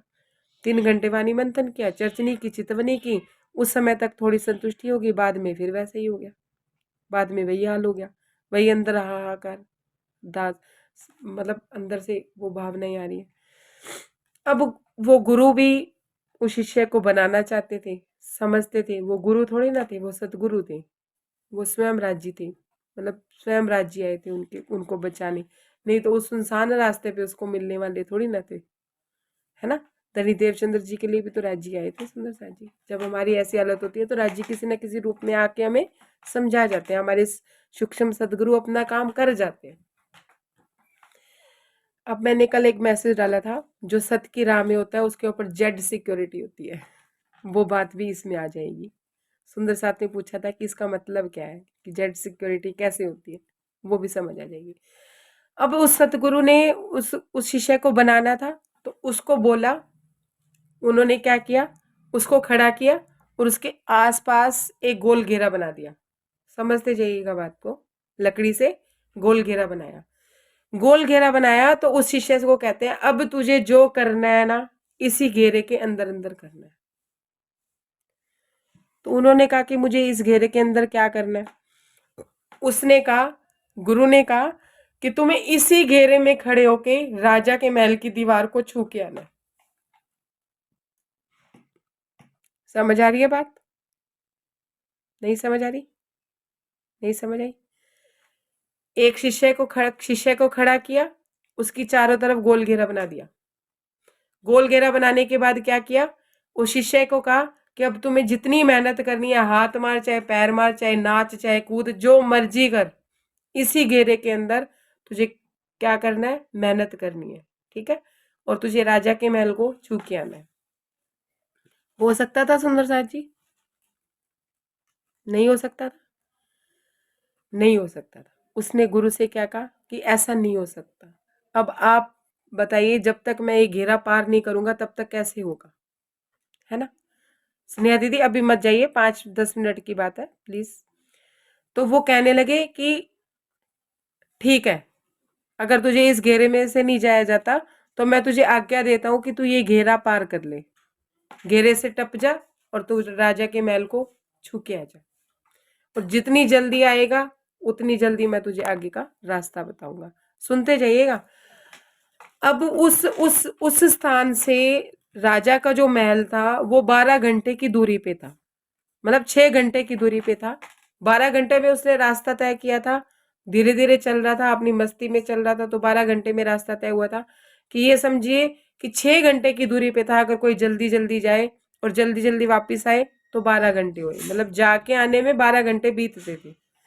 तो उस गुरु ने कहा कि मैं यहीं पे बैठ के तुम्हारा इंतजार कर रहा हूँ, तुम जाओ और राजा के महल को छू के आ जाओ। जब वो गुरु वहां थे तो उनके साथ और भी लोग वहां पे इकट्ठे हो गए। जब गुरु वहां रुके तो और लोग भी वहां पे आ गए। वो 12 घंटे वहीं पे उनका इंतजार करने लगे। वो शिष्य गया, भाग के जाके आया और उसने वो 6 घंटे में रास्ता तय कर लिया सुंदर साहब जी। मतलब 12 घंटे का रास्ता था, 6 घंटे जाने में थे और 6 घंटे आने में थे। उसने क्या किया, वो 3 घंटे उसको जाने में लगे और 3 घंटे में वो वापिस आ गया। समझे आप बात को? समझ गए? इतनी बात समझ आ गई कि उसने 12 घंटे के रास्ते को 6 घंटे में तय कर लिया। क्यों? क्योंकि वो आगे का रास्ता जानना चाहता था। अब क्या हुआ सुंदर साथ जी, जब वो आके बैठा वहां पे, तो जो आसपास के लोग थे उन लोगों ने कहा कि तुम झूठ बोल रहे हो। शिष्य ने भी, गुरु ने भी बोला कि तुम झूठ बोल रहे हो, तुम जाके ही नहीं आए।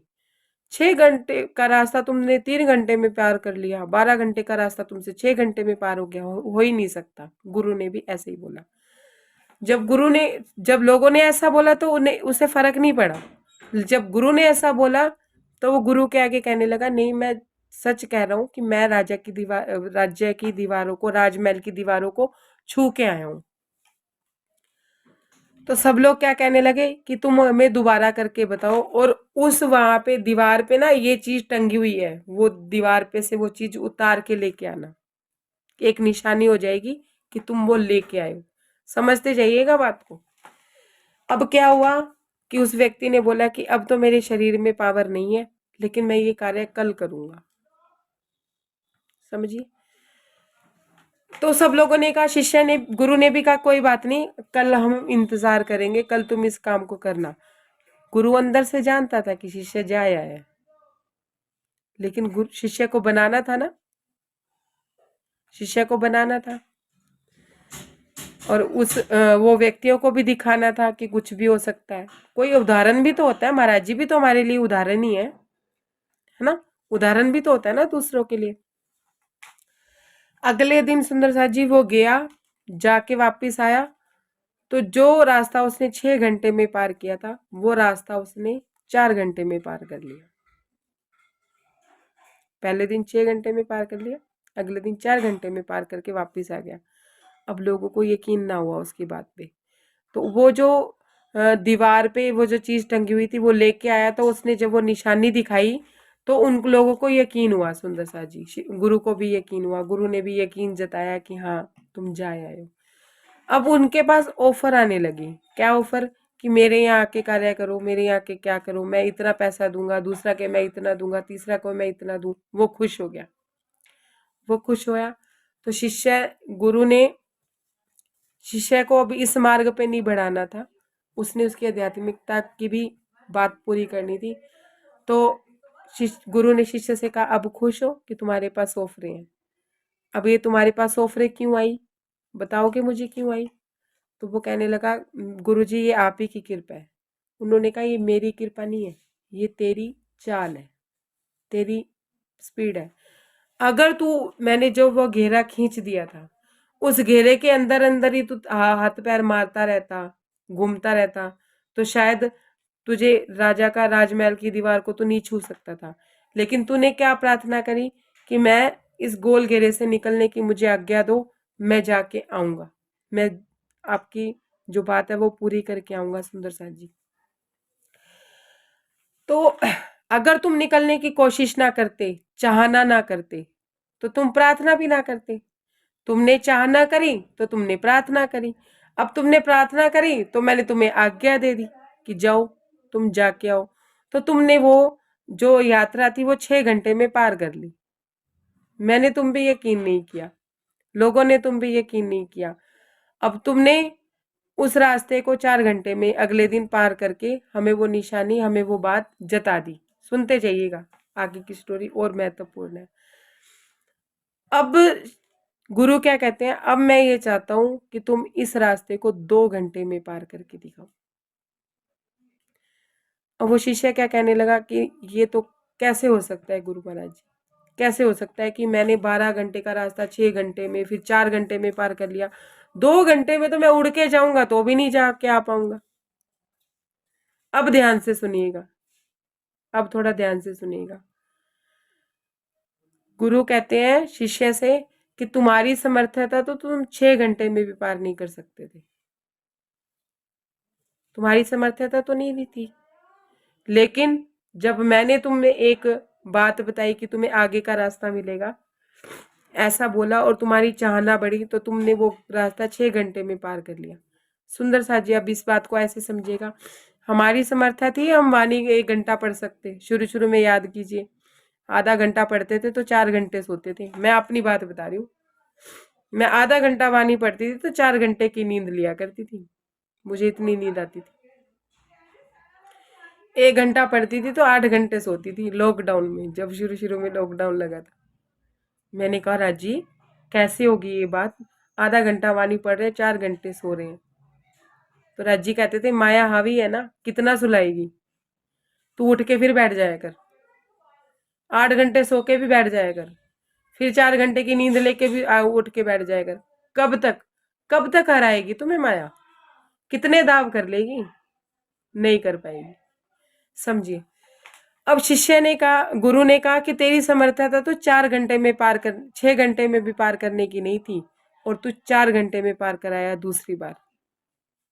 क्यों? क्योंकि तेरी चाहना थी, तेरी चाहना थी आगे बढ़ने की, तेरी प्रार्थना थी आगे बढ़ने की। सुंदर सा जी, हमारी चाहना है राज्य को पाने की, हमारी चाहना है, हम 3 घंटे का वाणी मंथन अब करने बैठ जाते हैं, 2 घंटे की चर्चनी चितवनी कर लेते हैं, 1 घंटा चितवन में बैठ जाते हैं। हमारी समर्थता थी पहले ऐसे, चितवन में बैठते थे तो सो जाते थे, और अब तो कई बार चितवनी लग जाती है अपने आप लग जाती है ना। अब सुंदर सा जी, गुरु ने क्या कहा, ध्यान से सुनिएगा, कि अब तक तुम जो जाके आ रहे थे ना, तुम दूसरों के बनाए हुए रास्ते पे जाके आ रहे थे, भी वो रास्ता बना हुआ था, जिस रास्ते को पार करके तुम गए उसी रास्ते से तुम वापिस आ गए। ध्यान से समझिएगा, समझने वाली बात है, समझ आ गई, जीवन बन जाएगा और हमें राज्य भी मिल जाएंगे। कि जिस रास्ते पे तुम जा रहे थे वो रास्ता ऑलरेडी बनाया ही हुआ था, उसकी पटडंडी बनी हुई थी, उस सड़क को पहले ही पक्का किया हुआ था, और उसके ऊपर सदगुरुओं ने चल के दिखाया था। एरो के निशान बने हुए थे, इधर एरो बना हुआ है, उधर एरो बना हुआ है, इधर घूमना है, इधर घूमना है। सुंदर साथ जी, वाणी आई, पहले धनी देवचंद्र जी आए, तारतम आया, फिर महराज ठाकुर आए, स्वामी प्राणनाथ जी के हृदय से वाणी उतरी, उन्होंने हमें राज्य तक मिलने का रास्ता बताया। श्रृंगार ग्रंथ आया, परिक्रमा आई, हमें परम धाम पता चला, हमें सब कुछ पता चला। परमहंस आए, उन्होंने उस रास्ते पे चल के दिखाया, तब भी हमें अक्कल ना आई। फिर और परमहंस दूसरे जन्म में, हर जन्म में हमें परमहंस मिले होंगे, हर जन्म में परमहंस आए, उन्होंने उस पैरों को, जिस पैरों पे पहले चले थे, उन पैरों को गहराई दी, मतलब निशान बन गए वहां पे। फिर हमें समझ नहीं आई। फिर और परमहंस आए, उन्होंने एरो बना दिए कि इधर घूमना है, ऐसे घूमना है, हमें चितवनी तक, चर्चनी तक सिखा दी।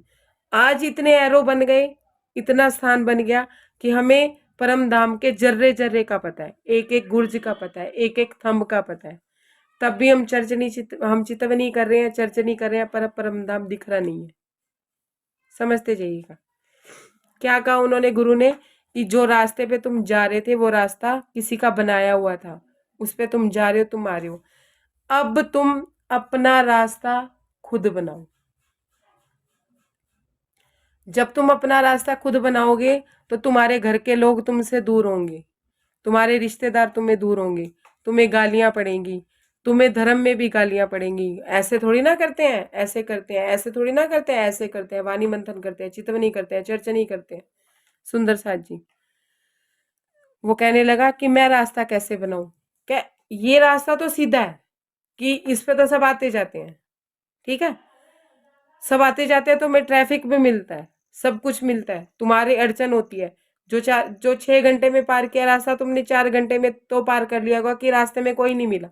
समझिए, यहाँ से दिल्ली जाए बाय रोड, तो अगर हमें ट्रैफिक नहीं मिलेगा तो रास्ता जल्दी पार नहीं हो जाएगा, हो जाएगा ना रास्ता जल्दी पार, और ट्रैफिक मिलेगा तो वो रास्ता उतनी देर में पार होगा, देर लगेगी। अब उन्होंने कहा कि अपना रास्ता खुद बनाओ, तुम्हें बहुत गालियां भी पड़ेंगी, सब कुछ पड़ेगा, ऐसा भी हो सकता है कि तुम्हारी तुम्हारी मृत्यु भी हो जाए, कि कोई ऐसी घटना भी हो जाए कि तुम मेहनत करते करते थक जाओ या तुम्हारे प्राण भी निकल जाए। और वैसे भी तो तुम मरने ही जा रहे थे, वैसे भी तो तुम मरने ही जा रहे थे, तुम अपना जीवन का अंत ही करने जा रहे थे, तो उस जीवन का अंत क्यों करते हो, इसमें लगा दो। प्रणाम जी। तो वो कहते हैं कि तुम अपना रास्ता खुद बनाओ। अब वो शिष्य सोचने लगा कि मैं रास्ता बनाऊं कैसे, तो उसने गुरु से कहा कि मुझे कोई रास्ता सुझाओ। क्या, देखो तुम अपने अपने दिमाग से, अपने विवेक से देखो, कोई रास्ता होगा, कोई रास्ता शॉर्टकट ऐसा होगा जो राजा के महल तक जाता होगा, कोई बात होगी, देखो अपने विवेक से देखो, मैं तुम्हारे ऊपर हूँ, मेरी छत्र छाया में तुम हो, मेरा आशीर्वाद तुम्हारे साथ है। सुंदर साथी, उसने एक जंगल का मुआयना किया, उसने शॉर्टकट ढूंढा उसको इस चीज में 2 महीने 3 महीने लग गए।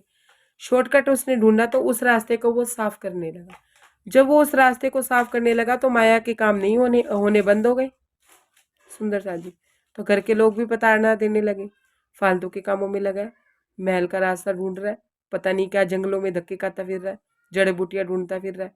भूखे भी रहना पड़ा उसको जंगल में, कई कई दिन भूखा भी रहा, लेकिन उसके धुन चढ़ी हुई थी कि मुझे रास्ता ढूंढना है, अपना रास्ता खुद बनाना है।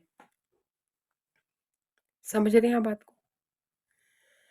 अब एक दिन क्या हुआ कि उसे कई कीड़े मकोड़ों से भी गुजरना पड़ रहा। जब वो रास्ते को साफ करता था, उस पर जगह बनाता था, पेड़ काटता था, तो एक सांप ने उसको काट लिया। सदगुरु की छत्र छाया में था, सूक्ष्म सदगुरु ने काम किया, जिस गुरु ने कहा था उसने काम किया, कोई ना कोई रूप धारण करके वहां पे आया और उसका जीवन बचाया और उसको प्रेरणा दी कि आगे का काम करो, और कह के चला गया, उसके प्राण बचे। और उसने वो रास्ता 6 महीने में तराश लिया। पहले 6 महीने तो उसको वो रास्ता ढूंढने में लगे, अगले 6 महीने में वो रास्ता तराश लिया कि अब उस रास्ते में उस महल की दूरी कितनी थी, मात्र 1 घंटे की। 2 घंटे की बात हुई थी, पर उसने कोई ऐसा रास्ता तलाश कर लिया था कि मात्र 1 घंटे की दूरी थी। लोग बहुत खुश हुए, लोगों को तो आना जाना आसान हो गया, इतनी दूरी 1 घंटे में तय हो रही है तो कितनी आसानी हो गई। किसी समय में हम बैलगाड़ी पे जाया करते थे, कच्चे रास्तों पे जाया करते थे, आज रेल हो गई, फिर मतलब क्या कहते हैं, एरोप्लेन हो गए। अब जो खजुराहो से दिल्ली का रास्ता हम 12 घंटे में तय करते हैं, वो प्लेन से 2 घंटे में तय होने लगा। तो वो भी खोज तो किसी ने की थी ना सुंदर साथ जी, 1 घंटे में। तो वो खोज भी तो किसी ने की थी ना कि 12 घंटे का रास्ता, शाम को खजुराहो से 6 बजे बैठो और अगले दिन 8 बजे ट्रेन पहुंचती है दिल्ली, 9 भी बजा देती है, 10 भी बजा देती है, लेकिन वही 1 घंटे का रास्ता एरोप्लेन से 1 घंटे में। समझ आई? अब राजा ने भी उस राजा तक ये बात पहुंची कि एक व्यक्ति ने रास्ता तराशा है। अब जिसने एरोप्लेन बनाया होगा तो उसने भी तो बुद्धि लगाई होगी ना। और हमारे राजा कौन है? हमारे राजी, है ना। अब जब राजा को पता चला कि इस व्यक्ति ने 1 घंटे का रास्ता तय करवा दिया है, तो वो तो बहुत खुश हुआ। उसने उसको बुलाया, उस रास्ते का मुआयना किया और वाकई में वो रास्ता स्ट्रोंग था और 1 ही घंटे में पार हो रहा था। तो राजा ने उसको अपने नजदीक बिठाया और कितने लोगों ने उनको नौकरियों को ऑफर दी, लेकिन राजा ने उसके अपने बगल में बिठाया कि नहीं, तू यहाँ बैठ, तेरे में बहुत दिमाग है, तू मुझे बड़ी से बड़ी मुश्किलों का जो सॉल्यूशन है वो बता देगा। सुंदर सा बात समझ आई? बात समझ आई या नहीं आई? जी दीदी, जी समझ जी आई? जी जी दीदी, आई जी आई। विस्तार बताऊं? रास्ता मालूम पड़ गया, दिक्कत विस्तार मालूम पड़ गया। विस्तार बताने की जरूरत है? वो समझिए, अब जो महाराज जी की, मुझे तो मालूम पड़ गया। हाँ, अब जो महाराज जी की परिस्थिति है उस पे आते हैं कि ये स्टोरी महाराज जी ने अब क्यों सुनाई। याद आई तो मैंने सुनाई। उन्होंने क्यों सुनाई कि वो जब गोल घेरा बनाया था उस गुरु ने और वो 4 घंटे की यात्रा पार कर आया था, तो अवार्ड तो शिष्य गुरु उसको तभी दे सकता था ना। अवार्ड तो तभी भी दे सकता था कि हाँ तूने बहुत अच्छा काम किया है, बहुत अच्छा हुआ, लेकिन लेकिन बनाना था उसको भी, और बनाना था ना। 4 घंटे की यात्रा को 2 घंटे में पार करवाना था। अगर वो मेहनत ना करता तो वो 1 घंटे में पार करने का रास्ता बना लेता? नहीं बनाता। ऐसे ही महाराज जी को रमने की जरूरत थी? नहीं जरूरत थी, लेकिन अभी महाराज जी की पात्रता नहीं थी राज्य के दर्शन करने की। तो दादा गुरु महाराज भी बड़े महाराज जी को बना रहे थे, इसलिए उन्होंने आदेश दिया कि जाओ रमाओ। समझ आई? अब बात समझ आई कि हम क्या कहते हैं? हमने इतना वाणी मंथन किया, हमने इतनी चिरचनी की, हमने इतनी चितवनी की, लेकिन हमें मिला कुछ नहीं। संतुष्टि मिली सुंदर साथ, शांति नहीं मिली। इसका मतलब अभी हम पूर्ण नहीं है, इसका मतलब अभी हमारे में पात्रता नहीं है, अभी हमें पात्रता बनानी है। समझ आ रही है? समझ आ गई बात? स्टोरी से बात तो सबको समझ आ गई।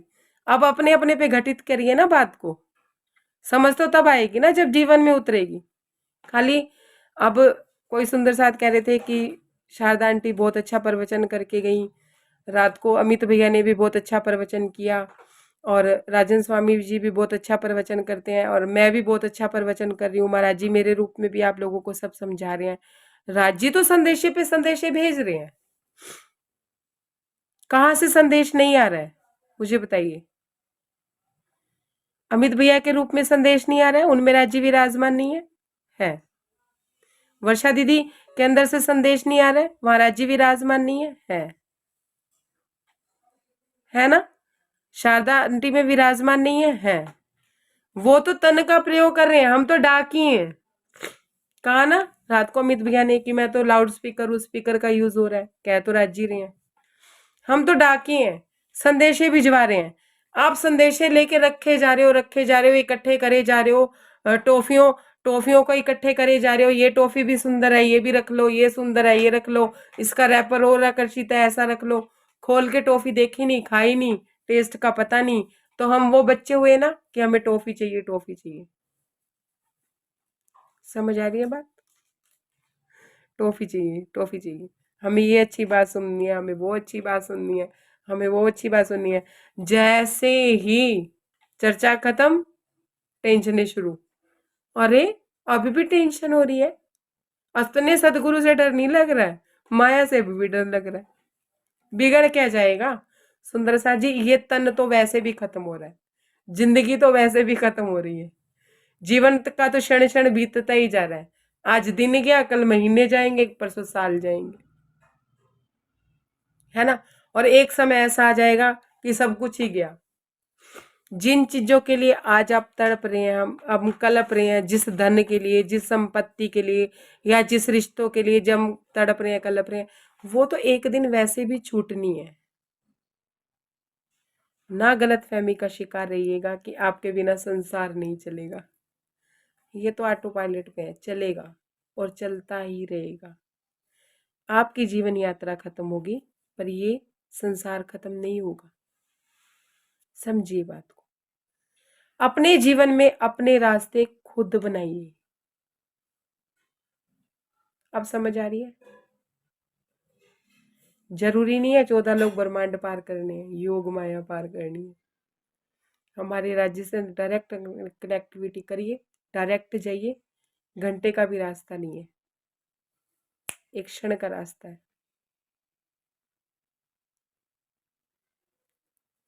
समझिए। और हमारे लिए आसानी इसलिए कर दी गई थी, ये वाणी आई, चितवनी, चर्चनी, अब तो तरह तरह की बुक्स आ गई, तरह तरह की स्टोरीज आ गई, तरह तरह का बहुत कुछ हो गया।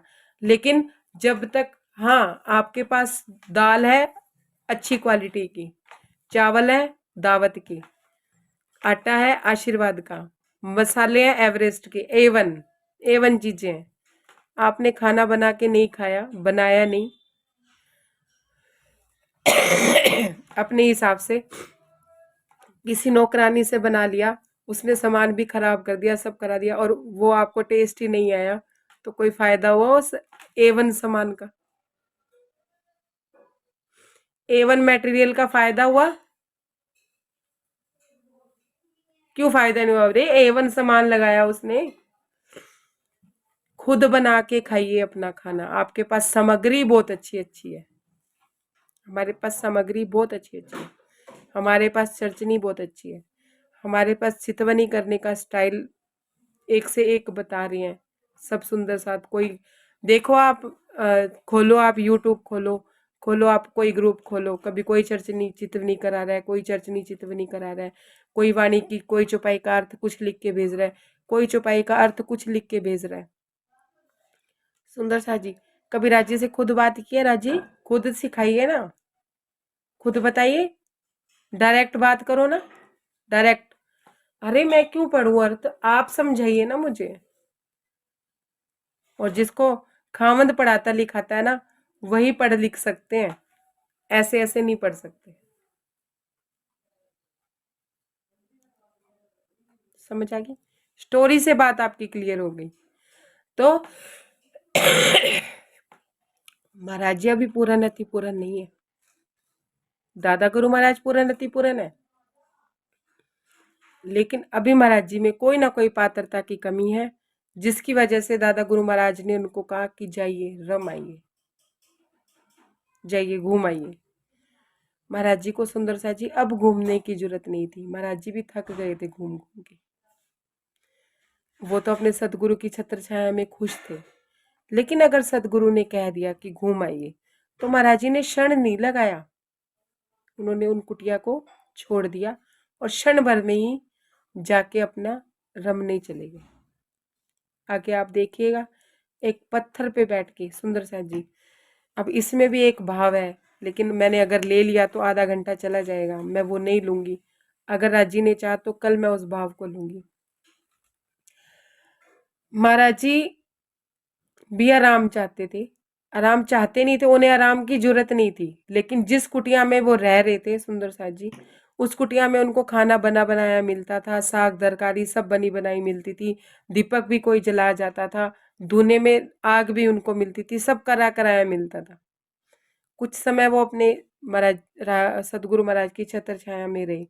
उसके बाद जब वो रमने गए तो उन्होंने उन चीजों का मोह किया। बात बताइएगा, मोह किया मोह? हम मोह करते हैं? अब हम मोह करते हैं या नहीं करते हैं? हम मोह करते हैं? अब अभी कोई नहीं बोल रहा है। मैंने अगर अनुभव बोल दिया तो सब हाँ हाँ करेंगे। प्रणाम जी, 1 मिनट का समय दीजिएगा मुझे। प्रणाम जी। सुंदर सा जी, हम मोह करते हैं। कैसे करते हैं मैं बता देती हूँ। सुंदर सा जी, मैं आप लोगों को नहीं कह रही हूँ, मैं अपने आप को ही कह रही हूँ। मेरे मन में भी किसी समय ये भाव थे, लेकिन मुझे महाराज जी ने ऐसे करके समझा दिया था, मतलब डांट के पीट के समझाया था, तो मुझे समझ आ गया था। आप लोगों को भी समझ आ चुका है अब। लेकिन किसी टाइम में हमने भी किया होगा, या आप लोगों ने नहीं किया होगा, लेकिन मैंने किया। हम मंदिर आश्रम जाते हैं, सब जाते हैं, वहाँ टाइम टू टाइम खाना पीना सब मिलता है, ना बनाने की टेंशन ना खाने की टेंशन। घर में आते हैं, सब करना पड़ता है। हम क्या सोचते हैं, जी करता है किसी मंदिर आश्रम में जाके बह जाइए, ऐसे तो स्यापे ही नहीं मुक देंगे। होता है ऐसा या नहीं होता है? होता है ना? देखिए, ईमानदारी से बताइएगा, होता है ना ऐसे? होता है ना कि घर गृहस्थी छोड़ के किसी आश्रम में जाके बैठ जाइए। अरे होता है या नहीं होता? स्नेहा दीदी, पद्मा दीदी, ऐसा नहीं होता कि सब कुछ छोड़ छाड़ के आश्रम में जाके बैठ जाए? बताते जाइए किस किस के साथ ऐसा हुआ है, तो मैं अगली बात बताऊंगी फिर। सबके साथ होता है दीदी, कोई बोले ना बोले, हमारे साथ तो होता है। हम सदगुरु की छत्र छाया में रहे, हम सदगुरु की छत्र छाया में रहे, वहां उनका सब कुछ हमें बना बनाया मिल रहा है, सब कुछ मिल रहा है। हम लोग मोह करने लग जाते हैं, हम मोह में आ जाते हैं। कैसे आ जाते हैं कि अब हमारा जी नहीं कर रहा, माया में हमारा जी नहीं लग रहा, माया में हमारा मन नहीं लग रहा, हमें मंदिर आश्रम में ही रहना है। अरे भाई, तुम थोड़ा टाइम महाराज जी की, सदगुरु की छत्र छाया में रहे हो, राज जी की छत्र छाया में रहे हो, राज जी ने आपको लाड लड़ाए हैं, आपको आगे का रास्ता जताने के लिए उन्होंने वापस भी तो भेजना है माया में। अरे असली कुरुक्षेत्र तो माया है। ये कोई युद्ध मामूली युद्ध नहीं है, महाभारत से भी भयंकर युद्ध है। सुंदर साथ के बीच में रह रहे हो रेणु के समान, घर में रह के दिखाओ। राजी कहते असली परीक्षा तो वहां हो रही है। अब महाराज जी ने तो नहीं लालच किया, दादा गुरु महाराज ने बोला और उन्होंने तुरंत कुटिया छोड़ दी और जाके वापिस रमने, एक पत्थर पे बैठ के जाके उन्होंने वापिस से तपस्या की, वापिस से अपना मन मंथन किया, शुरू से शुरू हो गई सुंदर साथ जी। इसीलिए हमें मंदिर आश्रम से भेजा जाता है कि हम वापिस जाएं, आगे का हम रास्ता लेने जाते हैं। सुंदर साथ जी, हम मंदिर आश्रम सदगुरुओं के पास जाते हैं रास्ता लेने, पर हम लेके क्या आ जाते हैं, हमारी नजर माया पे होती है तो माया लेके आते हैं, माया मन में चल रही होती है तो माया लेके आते हैं। अगर आगे बढ़ने का कोई हमारा भाव होता है तो राज्यों में वो नवाजते हैं। मतलब जो जिस भाव से मंदिर आश्रम जाता है उसका भाव पूरा होता है। क्यों? क्योंकि खुले दरवाजे होते हैं, खुले दरबार होते हैं, महाराज जी नवाजने के लिए बैठे होते हैं।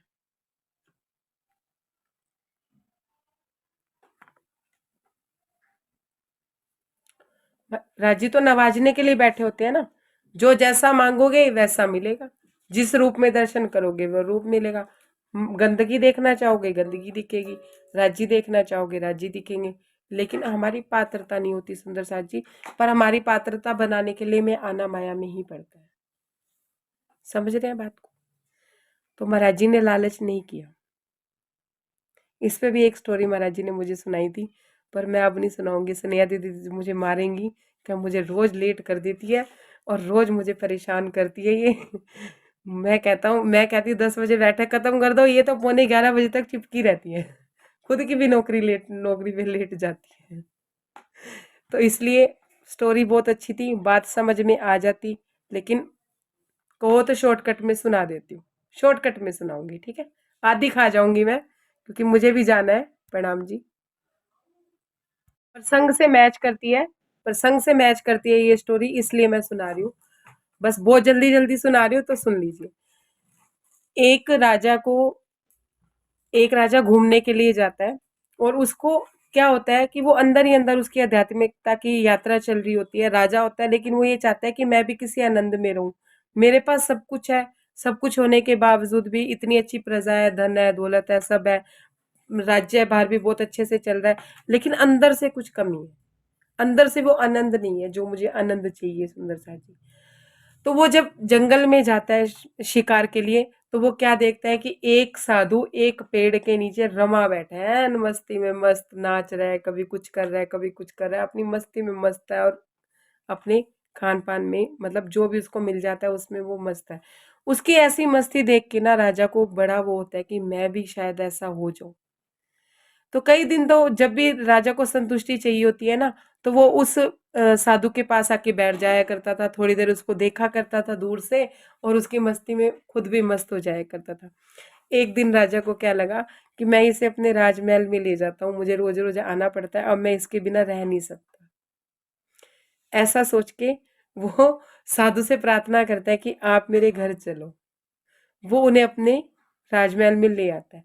अब साधु को क्या है, पेड़ के नीचे बैठा है या राजमहल में बैठा है, उसे कोई फर्क नहीं पड़ता।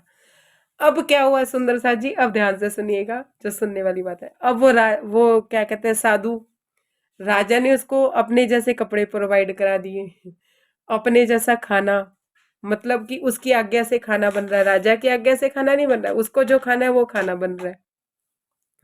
और राजा जैसे उसने कपड़े पहन रखे हैं, एक से एक। वो साधु भी मस्त था। वो ये सोचता परमात्मा ने मुझे कोई चीज दी है। वो भी हर 1 घंटे में वस्त्र चेंज करता था, हर 2 घंटे में अपनी पसंद पसंद के खाने बनवाता था। खाता कुछ नहीं था, एक चम्मच खाया, छुट्टी। बस बनवा लेता था कि राजा भी खा लेगा। राजा भी कुछ और वो भी खुश।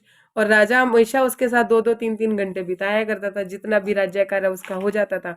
उसके बाद वो जो समय बचता था वो साधु के साथ बिताता था। साधु अपनी मस्ती में मस्त रहता था। ऐसे करते करते सुंदर साची 6 महीने बीत गए। 6 महीने बाद राजा को उस साधु से जेलसी होने लगी। समझी? जेलसी क्या होने लगी कि मैं सारा दिन राज्य कार्य में भुगतता रहता हूँ, मैं सारा दिन धन की, इसको देख उसको देख, मेरी ये चलती रहती है प्रवृत्ति। ये अपना मस्त मेरे वस्त्र पहन पहन के देखता रहता है, हर 2 घंटे में वस्त्र बदलता है, खाने की चीजें भी इसकी मर्जी की बनती हैं, ये भी होता है और वो भी होता है। तो उसको उससे जेलसी होने लगी। अब वो उससे मिलने तो आता, लेकिन कटाक्ष करता। वो बात नहीं रही। वो साधु था, परमात्मा का था, कुछ वो भी जानता था। एक दिन क्या हुआ, राजा की ईर्ष्या भाव इतना बढ़ गया, इतना बढ़ गया, कि वो उस साधु को ले गया और उस पेड़ पे जाके छोड़ दिया, वापस उसी पेड़ पे ले जाके छोड़ दिया। और वो साधु अपनी मस्ती में मस्त। उसने राजा के कपड़े की उसको त्यागती उग दिए, राजा के कप वस्त्र वस्त्र भी वो तो वैसे ही अपनी मस्ती में धुन में पहन रहा था। अब उसने वापस अपने वाला चोला पहन लिया, पहना दिया राजा ने उसको, और उसको वहां छोड़ दिया। कहा उसने भी कुछ नहीं, कहा साधु ने भी कुछ नहीं, दोनों ने कुछ नहीं कहा। वो साधु फिर अपने पेड़ के नीचे अपनी मस्ती में मस्त। राजा अगले दिन आया, वो फिर मस्त, मतलब उसी उसकी वही मस्ती चल रही है। उसकी मस्ती में कोई फर्क नहीं आया कि वो खाने पीने के लिए कलप रहा है या कपड़ों के लिए कलप रहा है, ना ना ना, कोई फर्क नहीं। अब राजा फिर चिढ़े। राजा ने उस साधु से बात की।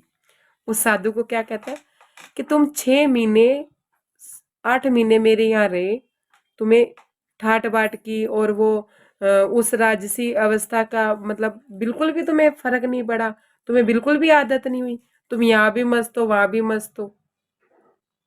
मैं तुम्हारे सानिध्य में रहा, मुझे वो मस्ती नहीं चढ़ी, और तुम्हें वो मस्ती चढ़ गई। जितनी देर तुम्हारे साथ रहता था उतनी देर मस्त रहता था, उसके बाद मस्ती। तो उसने कहा, राजा, हमें नहीं फर्क पड़ता कि हम झोपड़ी में हैं या हम राजमहल में। हमारा परमात्मा हमारे साथ मस्ती करता है, हमें कोई फर्क नहीं पड़ता। तेरे में अहंकार भाव आया था तो तेरे को वो मस्ती नहीं चढ़ी, क्योंकि तेरे में अहंकार आ गया था कि मैं कर रहा हूँ, तू थोड़ी ना कर रहा था। कर तो मेरे परमात्मा रहे थे, वो मुझे थोड़ा दिन का सुख देना चाहते थे, वो मुझे ये राजसी ठाठ भी दिखाना चाहते थे। किसी जन्म में मैंने ये करी होगी ना उनसे प्रार्थना कि मुझे राजा बना दो, अगर वो मुझे राजा बना देते तो मैं राज्य में फंस जाता। वो मुझे इतना प्यार करते हैं कि उन्होंने मेरे को राजसी ठाट बाट भी दे दिया, मेरी राजा बनने की इच्छा भी पूरी करा दी, और मुझे राजा भी नहीं बनना पड़ा, मुझे जिम्मेदारी भी नहीं लेनी पड़ी, और मैं राजसी ठाट सहन किया गया। तो राजा कहता मैं आपसे कैसे सीख सकता था? क्या मैं तू मुझसे ऐसे सीख सकता था? तू मेरी सेवा कर रहा था, मेरे वचनों पे चलता, मेरी बात सुनता, उस वचनों पे चलता, तो तू वो कार्य करते करते भी मेरे वाला सुख ले सकता था जो मैं ले रहा हूं। तू राज्य को अपना राज्य ना समझता, उस परमात्मा का राज्य समझता, तो तेरे को भी वो मस्ती मिलती जो मस्ती मैं ले रहा था। तुझे भी राजी सी ठाट बाट की चिंता ना होती, तू इस पेड़ के नीचे भी खुश होता जिसकी तुझे आदत हो गई है। सुंदरसा जी बात समझिएगा। राजा तो सर पकड़ के बैठ गया कि मैंने क्या किया, मेरे घर परमात्मा आया, मैंने समझा ही नहीं। अब वो गिड़गिड़ाने लगा, किसके आगे? साधु के आगे। अब मेरे साथ चलो। राजा साधु कहता मैं तेरे घोड़े पे बैठूंगा ना, फिर तेरा मन परिवर्तित हो जाएगा। मैं बैठ जाता हूँ, अब तू मुझे वापस चलने के लिए कह रहा है, मैं बैठ जाता हूँ। जैसे ही मैं बैठूंगा तेरे में फिर अहंकार भाव आ जाएगा, अरे ये तो जल्दी मान गया, ये तो राज्य से ठाठ बाट के बिना रह नहीं सकता। नहीं राजा, अब मैं तेरा अहंकार नहीं बढ़ाऊंगा। हम साधुओं का काम नहीं है कि हम अहंकार भाव को ज्यादा उत्पत्ति दें ना। मैं इस पेड़ के नीचे मस्त हूं, अब तुझे पाने के लिए दूसरा जन्म लेना पड़ेगा, अब नहीं मिलेगा तुझे वो जो तू चाहता था। सुंदर सा जी, हमें माया में भी ऐसे रहना है कि उनका है, हमारा नहीं है। अपना अहंकार भाव नहीं जताना। और उसको कोई फर्क नहीं पड़ता था वो राजमहल में रह रहा था या वहां रह रहा था, उसके लिए सब परमात्मा की जगह थी, सब परमात्मा का था। समझ रहे हैं? तो महाराज जी को कोई फर्क नहीं पड़ रहा था कि झोपड़ी में उन्हें सब बना बनाया मिल रहा था, या अब वो एक पत्थर पे जाके, टेकरी पे जाके वो एक यात्रा करेंगे, दोबारा रमने चले गए। महाराज जी ने सोचा अब मुझे खाना नहीं मिलेगा, महाराज जी ने सोचा कि अब मुझे सब करा कराया नहीं मिलेगा, सोचा, लेकिन अपने गुरु की इच्छा को शिरोधार्य किया। पर हम लालच करते हैं सुंदर सा जी, मंदिर आश्रम में सब बना बनाया मिलता है, सब मिलता है, हमें वहीं रहना चाहिए। नहीं, वो बात नहीं रहेगी, वो आनंद नहीं रहेगा। जो रजा सदगुरु की रजा में है ना, जो रजा राज्य की रजा में है, वो हमारी रजा में नहीं है। तेरी रजा में रहना ज्यादा आसान है। अब तू चाहे किसी खड्डे में गिर, चाहे फूलों के बिस्तर पे बिठा दे, तू राजी है ना, मैं तेरी रजा में राजी हूं। अगर ऐसा सोच के हम रहते हैं ना अपनी माया में भी, तो राज्य हमें वहां भी मिलते हैं। वो संतों वाला, वो जो परम आनंद वाला सुख हम माया में भी पा सकते हैं। सुंदर सा जी, जरूरी नहीं है, जीवन चलेगा, रिश्ते नाते भी ऐसे ही चलेंगे, और एक समय पे आके सुंदर साथ जी छूटेंगे भी। आज नहीं छूटेंगे, मृत्यु के बाद छूटेंगे। जीते जी छोड़ के और राज्य की सेवा समझ के करोगे तो फायदे में रहोगे, मन पे नहीं लगेंगे।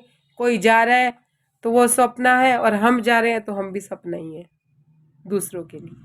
बस ऐसा सोच के जीवन व्यतीत करोगे तो वो परम आनंद, परम शांति मिलेगी, संतुष्टि नहीं मिलेगी। संतुष्टि का मतलब क्या होता है?